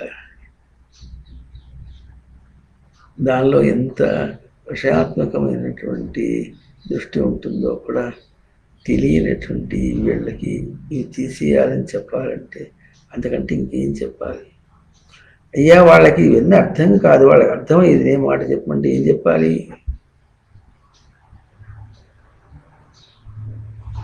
వెనకటికి వాడెవడో అన్నట్ట, రాత్రి పడుకోవటానికి ఇట్లా అగరవత్తులు అవి ఏమి లేవు, పోతే పోన్లే, పిల్లవాడు దొడ్డు కూర్చున్నాడు, అదేనా ఉండని కాసేపు అన్నట్ట. ఏదో వాసన ఉండదు, అదేనా ఉండని అన్నట్ట. ఎందుకు తీసేస్తావు? అంత అవసరమైతే రేపు పొద్దున్న తీసేద్దు, లే పడుకోకు అన్నట్టు ఆవిడ్ని. అంటే ఎట్లా ఉంటుంది? అట్లా ఏదో ఒకటి ఉండని, ఏదో ఒకటి ఉండదు. విలువ తెలియదు. ఏ విలువ తెలియదు? చావకుండా బ్రతకాలి అన్న విలువ తెలియదు మనకు. విలువ తెలియకపోయినప్పటికీ అభ్యాసం చేయిస్తోంది సృష్టి, పాలన చేయిస్తోంది తన గతులు, తన నడవడికలు పాలన చేయిస్తోంది. ఎట్లాగో లేదు చూడు, మాటికి లేదు లేదు, ఇన్వేరియబుల్ ఆన్సర్ అన్నారు. ఇన్వేరియబుల్ ఆన్సర్ అంటే అక్కడ ఏ మార్పు లేనటువంటి ఒకైనటువంటి సమాధానం ఏమిటి? అక్కడ సుఖం లేదు, నీకు కావలసింది అక్కడ లేదు, అక్కడ జీవితమే లేదు. చావకుండా జీవితం ఏది? జీవితం అంటే చావకుండా ఉండేది జీవితము. చావకుండా ఉంటే జీవితం, చేస్తే మరణం. అందువల్ల బాగా అర్థం చేసుకోవాలి. అర్థం చేసుకోకుండా మన ఇష్టం వచ్చినట్టుగా మనం ప్రవర్తించుకుంటూ పోతుంటే మనది కాదు. అర్థమైందా? అందువల్ల నవయోగమును ఏమిటంటే గణానాం అనే పదం తీసుకొచ్చారు. లెక్క వేసుకోవటంలో అర్థమైందా? మాటికి అది ఎక్కడుంది? నవయోగమునే లెక్క వేసుకునేటట్టుగా ఉంది. నవయోగం అంటే ఏం చెప్పుకున్నాం? విలువని పొందుట, చేరుట, విలువను చేరుట. విలువకి అర్థం ఎక్కడ లేదు. ఎంతో పోల్చి ఇంత అని చెప్పడానికి కాదు, 100కి 100 అన్న మాట కూడా కాదు. లోకంలోనే 95 మాటలు వచ్చినాయి. వాడికి సంతోషం ఉంటుందా, ఏడుస్తాడా? చెప్పండి. సంతోషపడతాడు. అంతేగాని మిగతా 5 మాటలు ఎక్కడికి పోయినాయని ఆడవాడు. అవి నావే కదా. అది ఈ మాట చెప్తే వెనక రోజుల్లో విలువ ఉండేది, ఇప్పుడేం విలువ లేదు. 100కి 100 మాటలు అనేది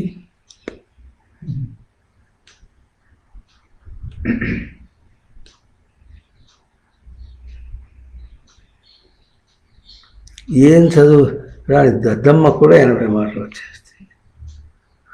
తెలియదు. ఈ మాట వెనక రోజుల్లో ప్రశ్న వేసుకుంటే మిగతా 5 మాటలు ఎట్లా పోయింది రాకుండా.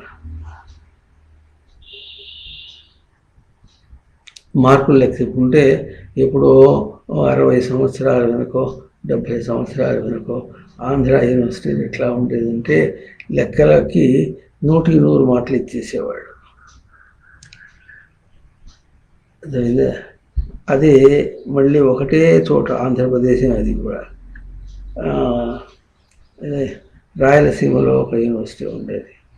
ఏ యూనివర్సిటీ అది? అనంతపురం. ఇంకో యూనివర్సిటీ ఉండేది కాకతీయ ఇక్కడ ఉండేది వరంగల్. అక్కడ ఇంకోటి ఏదో ఉండే.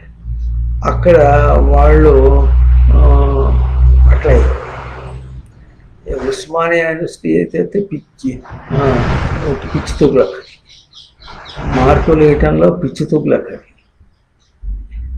అన్ని లెక్కలు సరిగ్గా చేసిన ఏదో ఇంటి మొత్తానికి 95 మార్కులకు మించి ఇవ్వదు. ఇప్పుడు యూనివర్సిటీ వాళ్ళకి పోటీ వస్తే వాళ్ళకి ఎక్కువ మార్కులు వచ్చింది. ఆ తర్వాత ఎట్లా చేస్తారంటే తెలుగు, ఇంగ్లీషు, సోషల్ స్టడీస్ ఇవేమో సైన్స్ కానివి అన్నమాట. ఈ మూడింట్లో 43, 43, 43, 39, 39, 39, 45, 45, 50కి ఎవరికి ఎక్కువ ఇవ్వరు. మూడింటికి ఒకటే మాట ఎట్లా వస్తాయి అందరికీ? అది ఒక యూనివర్సిటీనో ఏమో అర్థం కావాలి. అట్లా ఉండేది. అంటే ఎట్లా ఉంటుంది, ఇట్లా లెక్క వేసుకుంటూ ఆ లెక్కలతో కొలుచుకున్నట్టుగా కాదు. ఎన్ని వచ్చినప్పటికి కూడా 100 పూర్తి కాలేదే అన్నటువంటిది జిజ్ఞాస సాధారణంగా మనుషులకు ఇట్లా ఉండదు. లేకపోతే ఎన్ని వస్తే అంత మహాదేవ, దాంతో తర్వాత క్లాస్కి ఎట్లా వాడుకోవాలో అది అయిపోతే దీన్ని మళ్ళీ మర్చిపోతాడు. అట్లాగే ఉంటుంది అందరిలో ప్రవర్తన కూడా అట్లాగే. మనం ఏం చేస్తాం, పూర్ణత్వమును సాధన చేయటం అంటే ఎట్లా ఉంటుందో సాధన చేయటం అనేటటువంటిది. అందుకని గణానాం అంటున్నారు. నవయోగో గణానాం అంటే లెక్క పెట్టుకోవటం అన్నమాట. నవయోగం లెక్క పెట్టుకోవటంలో శాశ్వతం. మాటికి అన్నటువంటిది ఒక ప్రయోగం సృష్టి వేదం ఇచ్చింది. మాటికి అంటే ఎవరు ఎన్నాళ్ళైనా సరే. అర్థమైందా? పలానా స్టేషన్ నుంచి రైలు బయలుదేరింది, ఇంకో స్టేషన్కి పోవాలి. ఎంతసేపు చెప్పాలి ఈ పాటని? ఈ పోవటానికి చుక్ చుక్ చుక్ చుక్ చుక్ చుక్ అని చెప్పుకుంటూ పోతుంటే ఆ రైలు కదిలిపోయేదాకా చెప్పాలి. అట్లా శాశ్వత.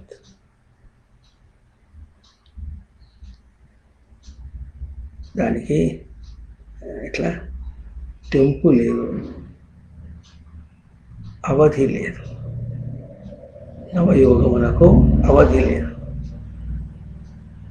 మనకు అది సాంఖ్యయోగంలో చివరి 2 అధ్యాయాలు చెప్పుకుంటున్నప్పుడు ఇంకా 15వ కళ దగ్గర నుండి 16వ కళ దాన్ని సిద్ధింపు చేసుకోవటానికి ఇక ఎట్లా గబ 15 కళముల దాకా వచ్చేసినప్పటికీ కూడా అసలు ముందు అకారములు దాటి వెళ్ళటమే, ఆ 3 కళలు దాటి వెళ్ళటమే కష్టం. ఆ తర్వాత 15 కళల దగ్గర వచ్చినప్పుడు కూడా అంత సొఫిస్టికేటెడ్ అంటే సూక్ష్మంగా సాధన చేసినటువంటి వాడికి కూడా పరా అన్నటువంటి కళ ఎంత సొఫిస్టికేటెడ్గా సూక్ష్మంగా ఉంటుందో. స్థితి అగ్నియా బుద్ధ్యా సూక్ష్మయా సూక్ష్మదర్శిభి. వాడు సూక్ష్మదర్శి కావాలి. అగ్నియా బుద్ధ్యా అగ్రమైనటువంటి బుద్ధి ఉండాలి, బాగా సానపుట్టినటువంటి బుద్ధి ఉండాలి. ఆ సూక్ష్మదర్శి కావాలి. సూక్ష్మంగా చూడాలి. సూక్ష్మదర్శి కావాలి. సూక్ష్మదర్శి కానీ స్థూలంగా చూస్తానంటే అని ఈ విధంగా నవయోగముని మాటికి అన్న గడువులో పెట్టేసింది. ఎవరు? వేదం. ఆ గడువులో ఉన్నాను అని గుర్తించుకో. గడువులో ఉన్నానని గుర్తిస్తే అప్పుడు నీ సాధన పోయే తీరు వేరుగా ఉంటుంది. గడువులో ఉన్నానని గుర్తించకుండా చేస్తే నీ సాధన తీరు వేరుగా ఉంటుంది. మాటలు చెప్పుకుందాం, కానీ మనం పూర్వం పలకరించినటువంటి జడ పదార్థములతో పలకరించి, జడ జీవితంతో పలకరించి శాశ్వతంగా ఉండాలి అని, లేకపోతే ఇట్లా చావు లేకుండా బ్రతకాలి అన్నటువంటి అంశమును పలకరించి అదే అలవాటైపోయి అదే తీరు తెన్నుతో తన సాధనలో కూడా పలకరించుకుంటూ పోతూ ఉంటే తనకి అటువంటి దోషం ఒకటి కలుగుతోంది అనే మాట, తనలో మార్పు నిజంగా రాలేదనే మాట గుర్తించి బయటపడటం కూడా గణానాం శాశ్వత్, గణనం అన్నమాట. ఇట్లా గణింపు చేసుకున్నావు. ఇట్లా విషయ దృష్టి, సాధన, సాధన దృష్టి, సాధన దృష్టిలో నిశితము, నిశితం తర్వాత సాధనలో సిద్ధింపు, సాధన సిద్ధికి, స్వత సిద్ధికి, ఇవన్నీ కూడా గణానాం శాశ్వత్. నవయోగ ఇప్పుడు కూడా గణానాం శాశ్వత్ అంటే గణింపచేసే వాటిల్లో ఇక్కడ మనం లెక్క పెట్టున్నాడు. దానిలో మాటికి అక్కడ దాని లెక్క పక్క మామూలు చెప్పుకోవాలంటే వీడికంత తరించాలంటే ఎన్ని కుక్క జన్మలు ఎత్తాడో గణానాం శాశ్వత్, ఎన్ని పిల్లి జన్మలు ఎత్తాడో, ఎన్ని వ్యాఘ్ర జన్మలు ఎత్తాడో, మనిషి జన్మలు ఎన్ని ఎత్తాడో, ఇవన్నీ కూడా బాగా అయ్యి అవి నవయోగములకు చేర్చాలి. ఎందుకంటే అక్కడ పరిచయము ఎట్లా కావాలి, సుపరిచయం కావాలి. బాగా పరిచయం అయ్యి ఇక్కడ తను కూర్చుకునేది ఏమి లేదని తెలుసుకుంటే అప్పుడు ఆ యోగం అదే దాటి మళ్ళీ వేరే యోగికి పోతాడు. చివరికి ఒక్క మాట ఎట్లా ఉంటుందంటే అన్నీ వద్దని చెప్పడానికి ఎన్ని జన్మలు ఓరిని దుంపదేగా ఇదే వద్దు, కాదు, నాది కాదు, నా స్వరూపం కాదు అని గుర్తించటానికే నా ఎన్ని జన్మలు, గుర్తింప చేయటానిక ఎన్ని జన్మలు, అంత ముద్దురా నేను. పలకరింపప్పు చేసుకుని పలకరింపు చేసుకుని దీనిలో ఇది ఇంకేదో పీక్కు తింటా అనుకున్నటువంటి ముద్దునా అంటే ఎంత ముద్దైనా సరే గణానాం శాశ్వత్, మాటికి అదే గణనం అన్నాడు కనుక అట్లా అందిస్తుంది. కనుక ఈ విధంగా ఎవరు మన బంది నవశబ్దము వేదముల్లో ఎట్లా పలుకుతుందో దాన్ని వ్యక్తం చేశాడు. చెప్పండి. నవయోగ గణానాం శాశ్వత్. ఓం తత్ సత్.